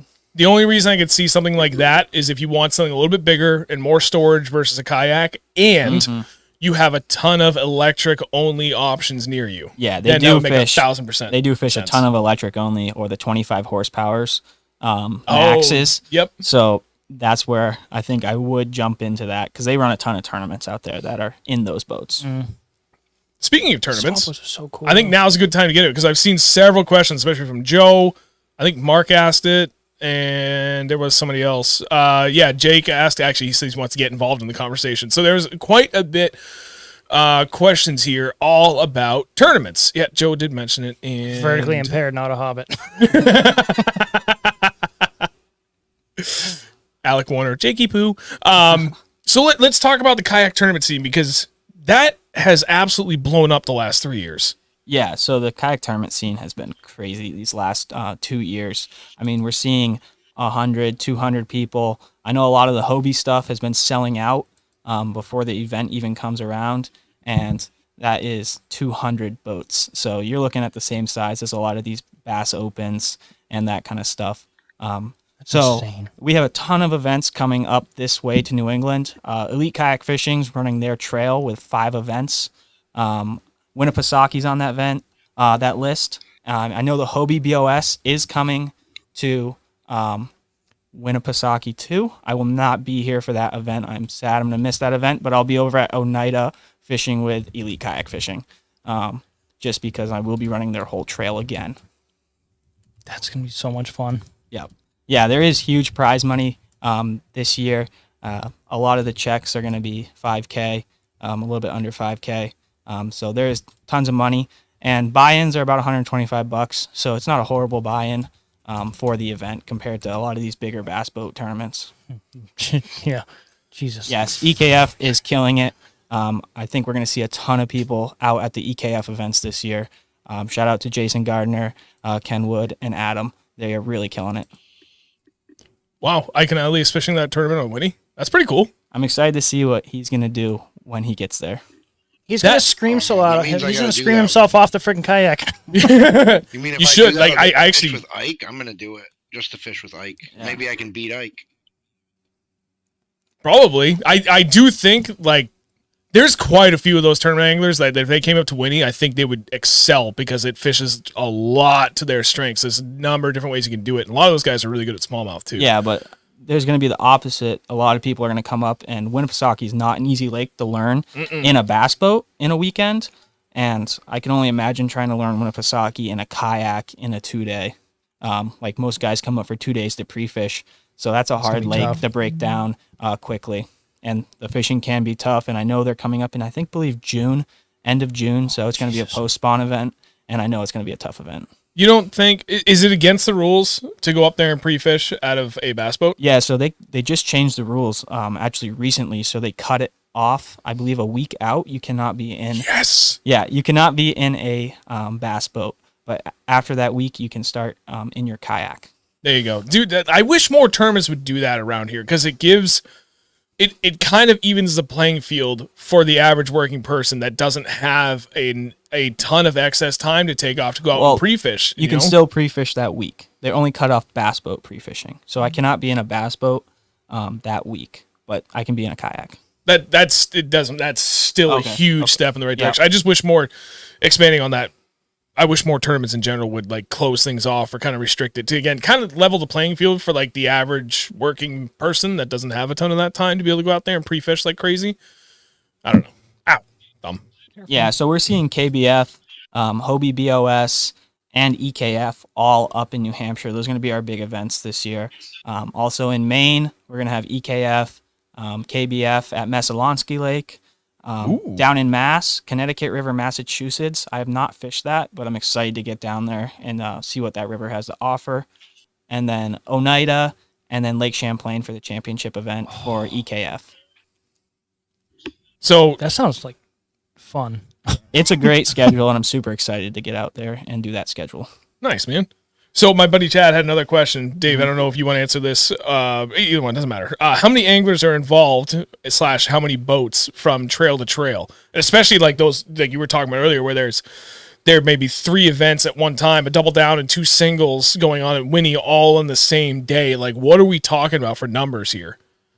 It depends on the turnout. I mean, it can go. I mean, last 2 years ago, we had a KBF event on Winnie. It had 85 anglers. And this EKF this year, how many did we have this year? About the same? I think it was 61 for the EKF event. Few less this year than. But with KBF coming up as a dual event, I think we're going to see a lot of guys at this event. I would not be surprised to have 200 guys. Wow. That's a lot. That's a lot. Yeah, And 100 even, to 200. Like, and if we want to fish a local event, New Hampshire Kayak Fishing or Granite State, they plan to both be full this year with like 25 kayaks an event. So that's a pretty good turnout for a think small about And then club. down in Mass, you can fish Ken Wood's league, Massachusetts Kayak Bassing, or Jason Gardner's league, Maine Yak Anglers. So there's tons of stuff to do. all over New England. You could probably fish a kayak tournament every single weekend if you are willing to travel a little bit. Nice. What? I know the Jigs and Big guys there. Sean is putting. I think it's their tournament trail. If they're listening to this, I'm really sorry. I have a lot going on, and Is like that these the Ben's? little details. Is that the Ben's Tackle Shack trail? No, they have their own. It's WKBF or something like that, or KF. I don't. For the life of me, I can't remember. New York I think kayak it's fishing, or is it? no. They have it their own, and it's specifically for Western Mass. But I think they're expanding this year, and they have a pretty good sized trail too, if memory serves correct. I just wasn't sure if you guys were. I believe familiar that with is through Ken Wood. You might be right. I think there's an Eastern division and a Western division. Yes. Okay. So yeah, it is that. Yeah, they're getting good numbers out to those too. Yeah. I mean, 200 people. That's. I mean, if you're fishing bass boat tournaments with 200 people, that's 2 people per boat. That's 100 boats. Yep. That's a big freaking tournament. Yeah, I think dude, I don't even think I could imagine 100 boats on Winnie, like 100 bass boat tournament on Winnie, because then it's just not much more mayhem with people running around like that. But that's the good thing with the kayaks is we can launch anywhere, any public ramp we can launch out of. So that really spreads out that field of 100 guys. Right. I know when I was fishing the EKF event, I did not see another kayaker where I was fishing, but I did make a 4-mile run from the ramp I was fishing at. That's a hell of a run. Yeah, it was a long run. On Winnie. But it paid off. One of the things you mentioned earlier was takeoff time versus line in the water time. Expand on that, please, for those that aren't aware, that haven't done a kayak tournament before, that might be interested. And then I'm curious, then how does the day end? Do you have to do a final check-in somewhere specific, or how does that work? Yeah, so all the tournaments are done through an app, and then you use a board. Oh, yeah, this thing. So you measure all your fish. So unlike a bass boat tournament where you're bringing the fish back into a stage where you're weighing them, we do it all by inches. So the cool thing is with the inches is I can see everybody on the leaderboard live if they upload their fish. So it's a different thing. It's like MLF where they're seeing everyone catching the fish throughout the tournament. So that's a little bit different than a standard bass boat tournament where you're going in the dark. But they do cut off the leaderboards for the last 2 hours. So the last 2 hours you are normally in the dark. So it's just hoping. You're hoping that you're going to keep that lead, or you're hoping no one else is going to make a big call. Right. So that's the board that we're using. And then, and then there's an identifier on the board. On the ripcord there, bud. The identifier on the board is what we use to make sure no one's cheating. So you get a code in the morning that you write. So it's normally a couple letters or a couple numbers. It changes. And then you can write on that. And then that's what you use. And you got to make sure that it's in the photo. There's a couple different things. You got to make sure the mouth is closed on the fish. You can't have your hand covering certain parts of the fish. So that's the biggest learning curve, is measuring fish. And before you jump into tournaments, definitely read the rules, because everyone has been bitten by the rules of having the mouth open. You lose an inch, which is like losing a pound in a bass boat tournament. Yeah. Lose an inch? An inch. Yeah. Jesus. If it's open. A lot of weight. It's very similar to a pound in a bass boat tournament. Yeah. Because a lot of these events are separated by half to quarter inches. Eat all the quarter inches I can get. Exactly. I like to lose by a half of an inch or 3/4 of an inch. Exactly. That's how it happens sometimes. Damn. That's interesting. So another question from Chad. And I already know the answer to this, but he did ask, are you sanctioned to certain areas or off limits for a lot of these tournaments? He's heard different things. But so what you had explained earlier was, for the most part, you can launch pretty much anywhere. But is that uniform across every trail, or is it going to vary a little bit, where for kayak trails specifically, do they want you to launch out of one spot? Or are all of them like, no, just launch wherever as long as you're on that body of water? So you can launch anywhere that's public. So as long as it's a public ramp on Winnipesaukee, you can launch on it. And then you can go into any of the tributaries as far up as your kayak will take you. You cannot pull over dams or pull over big laydowns. So it has to be navigable. Navigable. Navigable. Yeah. I got you. No. Yeah, you know what I'm trying to say. You gotta be able to. Yeah, you gotta be able to get your kayak up through there. Okay, so here's a question on that. Yep. You know exactly what we're going to talk about. So it's up by near my work. We were talking about it, I think, on Facebook last year. It's I don't want to give it away too much, but there's that back pond way out back, right? And you got that real skinny channel you got to go. Yeah. So there was a bunch of down trees there for a few years that I couldn't get my bass boat back through. Was it 2 years ago we were there for that tournament? with Merrimack Valley Bass Anglers? Yeah, Yeah. that's the same lake I pull into. Yeah. So we were getting our asses kicked. We're like, all right, screw it. Let's try and go back there. The last time I tried, I couldn't because there was down trees, but someone had went through and cut them just wide enough that I know that. literally squeaking by inches to get back there. We got all the way back to that back pond. Is there any rules against you going out ahead of time early in the year and clearing paths to clear water like that? If you know ahead of time, fuck, there's a down tree up there. But if I go out a month before, I don't cut it. think there is. See? I think you're farther enough out from the tournament that I don't think there is a rule against that. I'd have to double check on the KBF rules, but So that you can't go over an obstruction, but could you clear an obstruction? What if you go over it without getting out of your kayak? I would have to ask somebody that knows the rules like the back of their hand. Yep. Yeah. I know them, but I don't know that rule like that well. That's a And touchy subject. that's Andrew makes a really good point too. Like what? Okay, if you're hauling ass and it's if you can do it just right, or you can just bomb it and jump over that log, does that still count too? Because like I know with bass, they changed that rule like 5 or 6 years ago for the bass guys because there was, I forget what tournament it was at, and Over the shoulders. so jumping shoals, but then there was one where it was this back creek, Jumping. and the boat literally cleared the culvert by like inches, and they're laying down on the deck so they can get through this culvert. But then like a couple 100 feet up, there was a beaver dam that kept getting rebuilt by these damn things every night. So these guys were literally going out with like hose and shovels and pickaxes and stuff to tear this down every day so they could access it. And there was nothing against the rules about it. They changed it at the end of that season. They're like, okay, well, yeah, that's not acceptable because now you're destructing nature and we don't really want that. Yeah, you can keep so I hose just picked thinking from about your that. rod lockers. Yeah, I just brought. What was that? I brought a chainsaw in the NuCanoe so I could get back to that little pond. Right, dude. They make those like 4-foot electric chainsaws, and they got like an 8-inch blade. But then they make like you can get 4-foot extensions. You can extend it out like 16 feet. Imagine seeing that guy going down just like just cutting down branches the whole way along. Yeah, I don't think you're allowed to Actually, do that. that back pond's been off limits in every New Hampshire kayak fishing event I've done on that place. That back pond's always off limits for us. It's off limits for every bass boat tournament too, except for Merrimack Valley because it's just such a small thing that nobody cares. It's like 8 boats or something like that. Yeah. Yeah, we're just like whatever. Actually, Joe had a really good question. How many inches won the last big tournament on Winnie? Oh, there you go. Look at that. Oh, look at this guy. Yeah, I took second place in that event, and it had 86 inches of all smallmouth. The guy who did beat me, he did have a big largemouth, almost a 7-pounder. As a beast. Yeah, Freak. I'll pull up the photo. Damn. Where was that? That's big fish. Winnipesaukee. He caught it in Lee's mouth. Yeah. Dave, did you watch him catch that fish, right?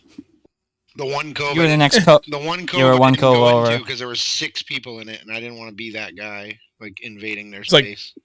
Oh, 20. I'm looking at the ruler. I could have just read the damn thing. I'm like, yeah, it looks about 22 and a half inches. I look down, 22.5 inches. Right. I'm That's a smart. fat So- fish. He got Almost big- as big as my PB from that lake. I think he got big bass, right? That was the biggest bass of the whole tournament. Yeah, that was the biggest largemouth of the tournament.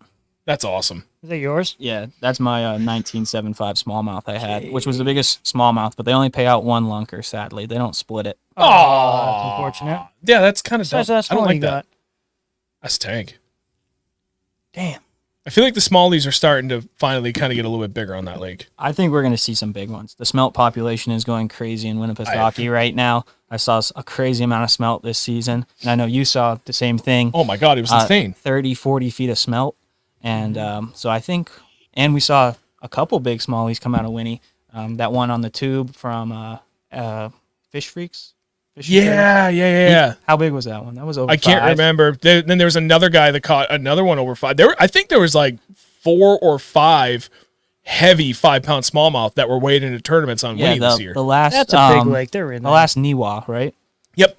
There was a big smallie caught during that. So I think we're going to start seeing some big numbers come out of Winnipesaukee, which is good to see. Especially with all the active target playing into it. These guys can really pick apart those offshore fish. I was using a lot of active target in the event. A lot. Catching a lot of suspended fish. Really deep. Nice. I will not touch on the baits I was using because they're still working. Good man. So what else was there to cover? Oh, Chad asked another question. Chad, we already answered that question. Can you leave your vessel and relaunch somewhere else? Yes. Yes. Can you get off the boat after launching? I I would say technically, yeah. I think as long as you're within eyesight of your boat, you What, can. why would you get off the boat anyway? You have to go to the bathroom? Yeah, I mean, I think if you have to relieve yourself, you can get off the boat. Pretty sure. Yeah, I don't see why not. I mean, it's the same for bass boat tournaments, too. They're like, you're not supposed to leave the boat. I guess unless you have to go poop or something. So you just want me to just hang over the edge and just let it go, Wait, or what? What's your live? Oh, What's your live well for then? How'd you guys do today? We got a lot of finless browns, but that's it. That's disgusting, Sean. Jesus Christ. I think I got lunker today, though. I got skunked. All right, so chat. I mean, at this point, it's 9:30. We've covered a lot, but if there's any other questions you want to ask, now's the time. I'm just trying to think of what else that we could elaborate on. We covered everything from the overall differences between, pros and cons of kayak fishing versus bass fishing. We've covered the whole range of options for entry level to mid tier to like all out crazy. I've got whatever money I want to spend on it. The different build outs that we're seeing on different kayaks. That was one of the questions I saw earlier. I just remembered. For active target or live scope, whatever you want to use, what are people typically using? What are your options to make that work? And how is the experience of using that on a kayak? There is a huge learning curve on a kayak because you're already battling being in a small boat. I mean, for the first probably 3 trips I had it, I probably saw my lure twice. I have a lot of time behind it now, so I got it pretty dialed in. I'm running a fishfindermounts.com active target mount, and that's on a swivel. So I can use my hand to swivel around and scan out in front of me.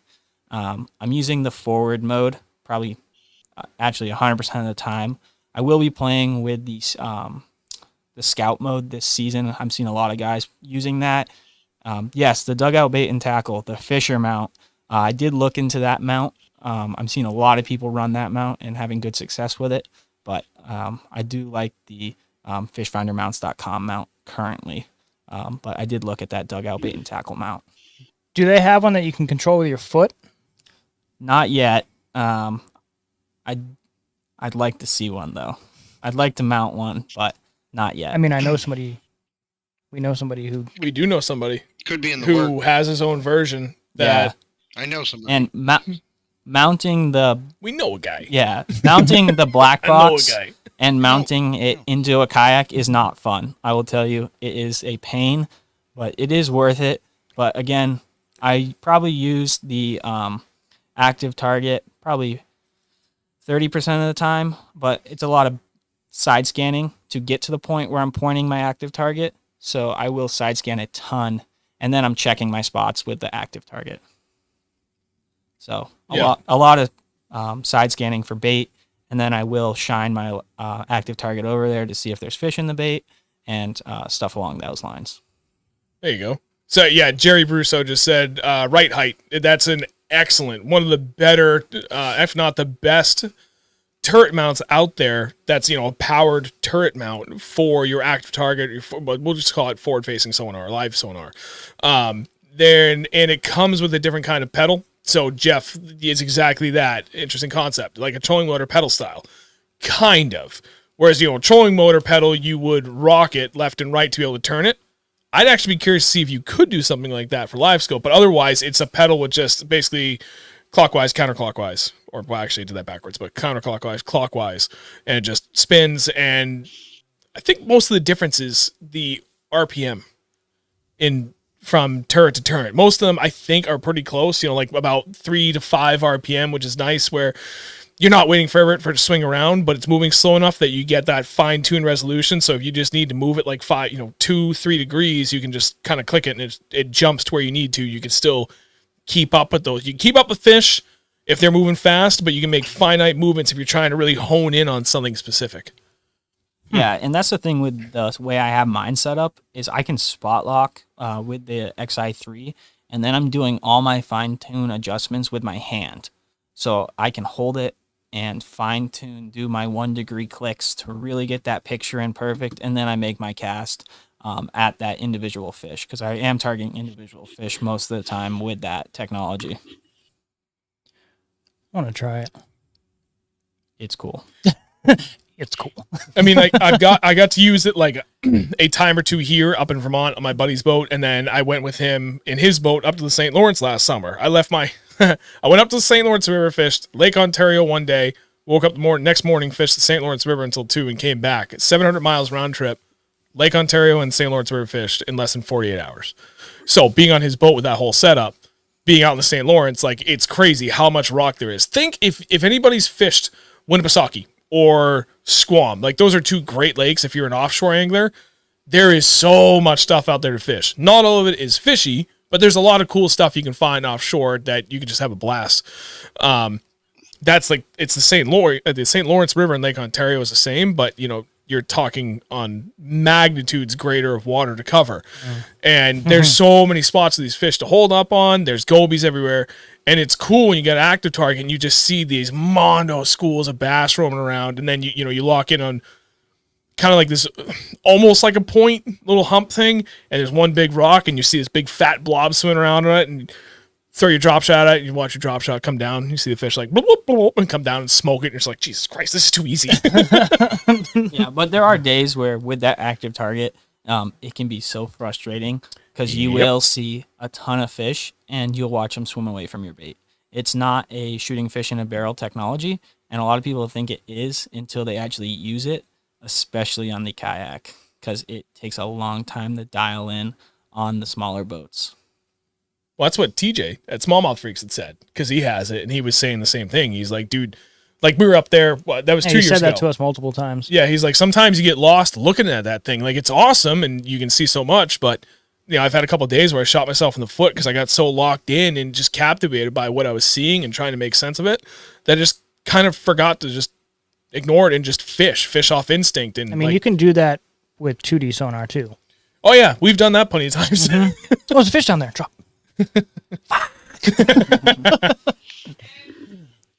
Yeah, normally I like to have a backup plan that isn't relying on the active target. But the active target in the back pocket definitely is a good plan. And there are tournaments where I use it 100% of the time. And then there are tournaments where I will just use it on certain spots that I pull up to.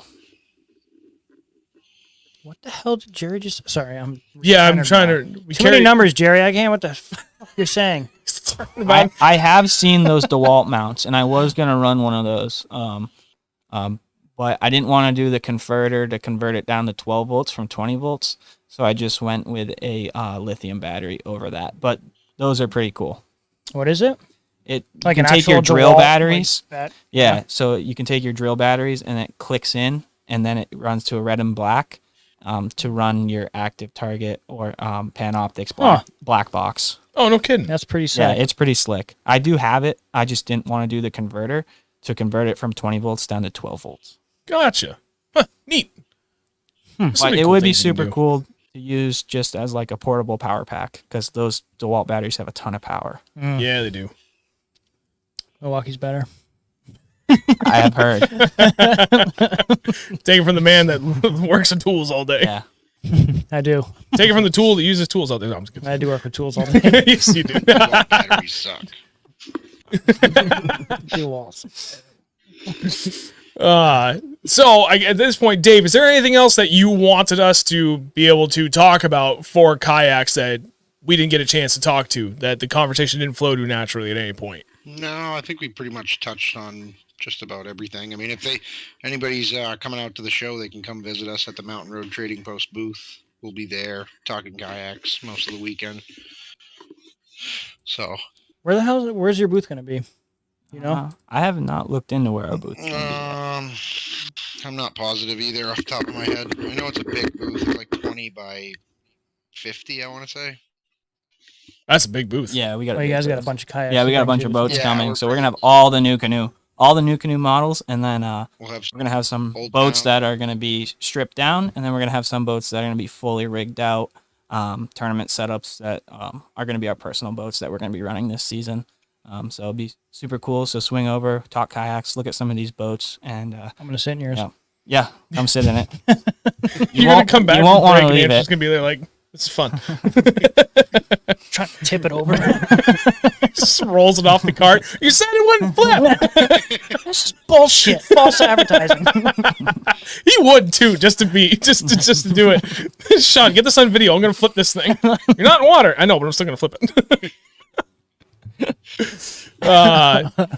Jerry said, "Thank you guys for the talk. I had no idea your events had so many yaks and didn't know you had that many trails." Hey, very welcome, Jerry. Well, I'd say you're welcome. I didn't do shit. I just kind of helped facilitate the conversation. These two guys carried it, so you two can say thank you. Yeah, you're welcome. And if you're looking into the events, do some research on them and come on out. There are going to be some good events this year. I don't know that Jerry will, because he's got legitimately got 4 bass boats. Yeah, and you know who Cut it in half all the time. Sell Yeah. a bass boat. Cut it in half. He could sell a bass boat and get himself a couple of NuCanoes. I mean, it'd be a lot cheaper. It would be. Jerry, you should just send me a boat. That's not a bad idea. We're just throwing it out there. I mean, it sounds like it's getting a little crowded over there, Jerry. Andrew's got the room. He's got the time to use it. You know it's going to be in good hands. He's going to fucking send her, bud. Oh, Dave, do you want to touch on the Granite State Sticks a little bit more? Before? Yeah, Do that. we can. Yeah, I mean, we're this is new to us this year. I mean, I've been wanting to do it. Watching the couple of the NuCanoe team guys last year on the Massachusetts Maulers, they ended up taking down every team that they faced. They ended up winning the whole season, and they took the crown. So this year we're going to try to take it away from them. Hopefully, we'll see how it goes. Nice. But it's gonna be a live stream, so you'll be able to watch us live on Motion Sports Network. Every event Oh, really? will be on Motion be Sports sick. Network, so you'll be able to stream and you'll be able to watch us fish live. Basically fishing on TV in a kayak. So is Motion Sports an app or just a website? So people know where to go. It's an app, and I believe it's on YouTube. I want to say now. It used to have a different. There was a different network that they were doing last year, but they changed it now to just the Motion Sports Network. Sorry, at the very moment you finished talking, I laughed because Jerry just burned me real bad. Jerry, you're not wrong. Said your boat guy in the front doesn't catch any, so for you it's like having your own boat. You're not wrong. Yeah, but I can fish more than he can. This is true. I got family and stuff. Andrew's like, I got me. Oh, and now your girlfriend. Yeah. I'm sure she'll go out there with you. Oh, she definitely wants to come out. Hey, see, there you go. Mm-hmm. Don't touch my boat. Yeah, so if you guys want to follow the Granite State Sticks, we are on Instagram and Facebook. You can follow us. We are traveling a lot this season because we are going all over New England to compete against these other teams. The New England teams are stacked. They're full of hammers, and we're going to be going up against some of the best kayakers in New England. So it's going to be some great tournaments, and I know there are going to be some close finishes within the inch. Jesus. Yeah, it's going to be some good events. This Andrew, was there anything else you wanted to bring for questions? Anything we didn't cover? Maybe. Come on, brain. Think of things. Come on, brain. The static is clearing. Hold on. You've been watching too much TikTok. Yes, I have. I don't even watch TikTok. What else are you supposed to do when you're in the bathroom at work, man? Take a shit. That's true. While you're doing that. I leave my phone in my office, in my little work area, because if I take my phone out of that room, it disconnects my music from Bluetooth, and it's a pain in the ass. I just don't like reconnecting. No, that I don't makes like sense. hearing the Bluetooth connected. You are now connected. I don't really have any more questions. I mean, you pretty much answered everything that I had to ask. I mean, no, you did answer everything I asked. That's actually, all right, Colton actually asked a relatively decent question this time, finally. Oh, swim baits, yeah. Yeah, can you talk about throwing swim baits out of a kayak? I hooked a 1.2 at Pawtuckaway in the kayak and lost it because of I don't know how to use a trolling motor. Yes. That's Colton, I know you didn't really write that, but that's how I read it. A 1.2 or a 12? No, 1.2. 1.2. Yeah, Okay. he totally missed that decimal point, I'm telling you. Yeah, he definitely. Yeah, so I do a good amount of swim bait fishing, and so does Dave. And a lot of people think just because I'm in a kayak, I'm going to be using a shorter rod. Nah, I'm still running an 8-foot. I run a Dobbins 806, a Dobbins 807, and those are my two main swim bait rods. And I do a ton of swim bait fishing. Normally, if I'm not pre-fishing for a tournament or fun fishing, I will have a swim bait rod on deck. But I do carry it in the tournaments quite often because it is another tool in the toolbox. I throw a lot of rats. I throw a lot of wakes, some crank downs, and some glides. What? See it right there on top of the box. You can see the face. Yeah. Oh, Finally, when did you get that? finally, this weekend. Ooh. It's being borrowed. Speaking of swim baits, I finally got one. Pat's fat. Is that the reg or the fat? I think it's a fat. I think it's fat. Fat 3-piece. Yep, Rainbow trout colorway. dude. Yep. That bait gets Rainbow chewed if trout. you can get your hands on it. Big, Is that for big, big sale? thank you to Gary for hooking it up. Probably not This is- for sale. Gary's let me borrow it, and it's, dude. He reached out and he's like, "Hey man, I know you're looking for one. You want to borrow it?" I'm like, "No, I do not feel comfortable He sent throwing me the somebody picture. I'm else's like, bait." what the And he's like, "I insist." And I tried shouting him down again. He's like, "No, seriously, please. I don't throw it as much as I should.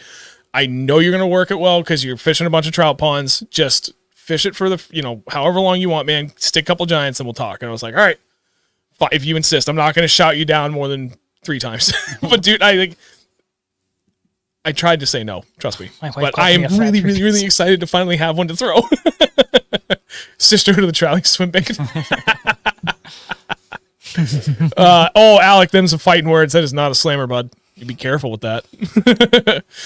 Nothing near a slammer. It does completely different things. Oh yeah, I can't even get to tell you how happy I was when that arrived. I am so looking forward to throwing that bait. But anyway, Michael Valentine did ask, which kind of pedal drive is the most comfortable in your opinion? The Mirage drive like Hobie or the bicycle style pedal drives? I think I would go. The Hobies are really nice boat layouts, and I do a good amount of grass fishing, and I know those Hobie drives rip through the grass better. You see a lot of guys down in Florida running those Hobies. The ones that do this. Yeah, they go like this. Oh, back and yeah, forth yeah. Compared to like a prop. Yep. So the other ones are prop style, like a trolling motor, and those do get choked up with grass. So I think if I was going to go buy a pedal drive, a brand new boat, I think I would look into a Hobie, even though the Hobies are very heavy, and that's the downside. But the Hobies are nice. You have pedal Neat. on yours? No, I do not have pedal. I just run motor. He's fancy. Yeah. Get the Yeah. high tech stuff. Yeah. And some of the events coming, I like the Hobie BOS on Winnipesaukee is a no motor event. So, Really? Yeah. pretty So sick. there is different divisions. No shit. That's pretty So cool. it's just going to be human power. So no motors. Paddle Is or there- pedal.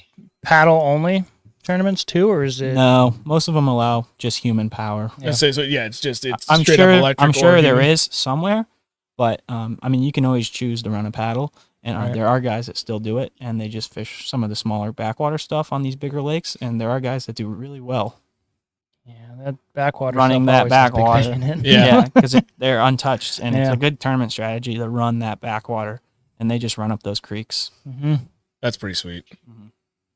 Man, maybe I do got to get a kayak. There's a couple spots I can think of that I would love to get up into that. Trust me, I've tried putting my bass boat up there, and I get it in some real skinny water, but there is a limit.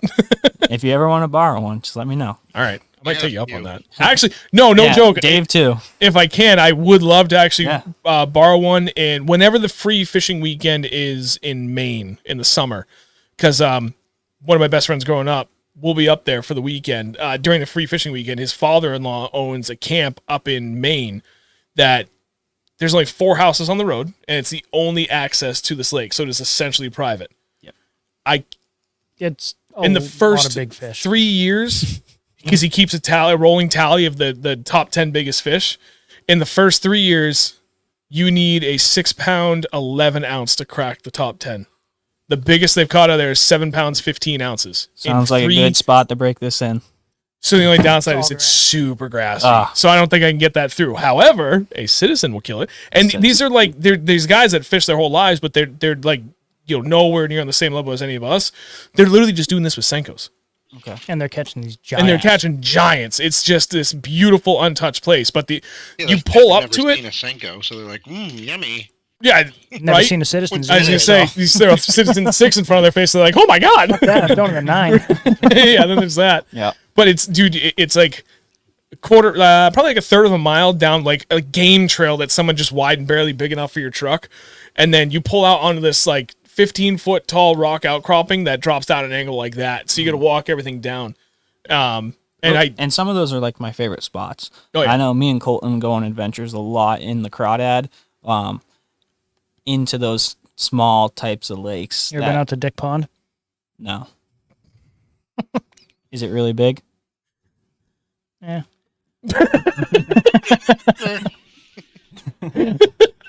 at least he's honest. Yeah, but we will pull back into some of these more remote spots, and we do pretty well back in there. So sometimes it's worth the effort, and sometimes you get out there and you realize it's just a beaver pond that's 2 feet deep. Right. Yeah, there's a lot of that around here in New England. That's for damn sure. It looks great on Google Earth till you get out there. Yep. Yeah, there's a lot of spots like that. Empty beaver pond. MTP, yeah. Jesus. So, you know what? I mean, this point is 9:50. I think it's a great point to call it quits. We got to cover a lot. Chat, for everybody that's still here, we cannot thank you enough. You guys brought tons of excellent questions. We appreciate you all showing up, especially dropping likes on it. All the donations we got. Again, thank you, Mike, Chad, Ben, Drew, Gordy, and Lisa. You guys all awesome. Thank you. So we hit the goal. We're going to pivot towards that next goal for the next stream. I'm just trying to think of things that will be more helpful to, again, just continue to reinvest in what we're doing. So the drone was a big aspect. There's enough money in there. Well, it's going to come with a case. We could buy another battery if you need it, the whole 9 yards. And then maybe we will look at I'm thinking that pivoting camera mount for the DSLR. So we can like the Skeeter FXR. Yeah, just Skeeter. I like it really threw me off for a second there, but yeah, I mean Skeeter FXR 21. Then there's that. I think you have to buy that with two 12-foot blades. I could be wrong. I mean, it absolutely has to come with the 250. Well, no, fuck that. 400R. That'd be great. Cross Winnie in 5 minutes. Oh my god, that'd be amazing. So anyway, thank you everybody very much, especially those that shared the stream, that dropped likes. Like I could talk about this every time. It is absolutely having a measurable impact, especially like the last few guests that we've had, bringing in more people and you guys continuing to go to that next level to share everything. It's helping immensely. We're growing. It's crazy. It's going to be in a phenomenal year, and I'm really looking forward to see where everything's going. Some big changes coming up in the next few weeks, so keep an eye on that. Again, everybody's going to be here at the New Hampshire Outdoor Expo this weekend in Milford, New Hampshire at the Hampshire Dome. Very easy to get to. It's right at the intersection of Route 13 and Route 101. Can't miss it. Very, very easy to find. Free parking. Plenty of parking. I will be there all day Friday. Andrew will be there Saturday late afternoon. After 3. Yeah, after 3 till close, and then all day Sunday. Jake and David will be there all weekend again with NuCanoe. You going to be there Friday too? All day? No, I'm just going to be there Saturday and Sunday. Am running seminars on both days, and you guys are also running seminars, so definitely come out to the seminars. And if there's something we didn't get to in the chat, you can always hit me up on Facebook or Instagram. Same with Dave. Or you can come see us at the show and ask your questions in person. Yep. And both of their Instagram accounts are down in the video description below. So you guys go down there, click it, take you right through the app. You can follow them there, make life easier for you. Follow them. On the topic of seminars, right? follow. On the topic of seminars, we're doing 2 different topics. Friday and Sunday are the same. We're going to be talking about ice out bass fishing tactics. That's something we put a lot of time into. Excluding the last 2 trips, we've done really well with. He's going to talk a lot himself this time. It's good. I had a little lull. It's fine. And then I already forgot what the topic was going to be for Saturday, but Saturday's got a different topic, and that one's going to be a good one that we're doing. I think you guys are doing locating fish on new bodies of water. Yes, how to break down bodies of water for the first time. So that'll be a good one. They're all hour-long seminars, so we will have a lot to discuss. We're going to do some streaming. We've got the flipping competition at 5 o'clock. There's a ton of stuff going on. We're going to have apparel. There's going to be tons of people there to talk to, tons of bait. please come on down, support the show, support the whole New Hampshire local scene. Stop by and say hi. We're there to talk. Maybe sell you a hoodie or two. Maybe sell you a NuCanoe or two. Oh yeah. We're there for you, and you guys are there for us with your wallets. So anyway, thank you guys very much, both Jake and David, for coming on and being able to share your whole wealth of knowledge on the kayak scene as a whole, and especially the tournament aspect too. We greatly appreciate it. Yeah, no worries. Thank you for having us on, and hopefully we can get out together this year and get you in some of those kayaks and really show you how stable they are. Absolutely. Dude, I'd love to do that. It'd be a blast. You're going to have to film me just getting in it for the first time, because I feel like it's going to, I can't get it out of my head. I feel like the first time I step in it, it's going to be like stepping off a roof backwards onto a ladder. I'm like... Just see ripples going across the lake. But I didn't know the wind picked up today. Well, thanks all for right, having us, guys. Absolutely. Thanks for coming on. yeah, very welcome. And again, chat, thank you all very much. Greatly appreciate it. Andrew, Who do do we your have? thing. We know. So next week is David Roy. We're talking jerkbaits. He's Mr. coming Jerk. over. He's a jerk. I love jerkbait. This is a deep dive into jerkbaits. Oh, yeah. And I think I'll have it ready for either Monday or Tuesday next week. He's already made an incredible blog post. We've gone through, did all the editing and everything. I've got pictures. I need time to add to it. I'll get it done. So we're going to have that up at the same time that we're going to do the stream on Wednesday with David Roy. And it's literally everything jerkbaits. Like, this guy's knowledge is insane Yeah, when it comes to jerkbaits. He's smart. Yeah, I know I'm gonna be watching that one because he knows a lot about that mega bass stuff. Yes, he does. There's a billion of them. Yeah. No exaggeration. Yeah. So anyway, buddy, have at it. Well, see ya. No, I'm just kidding.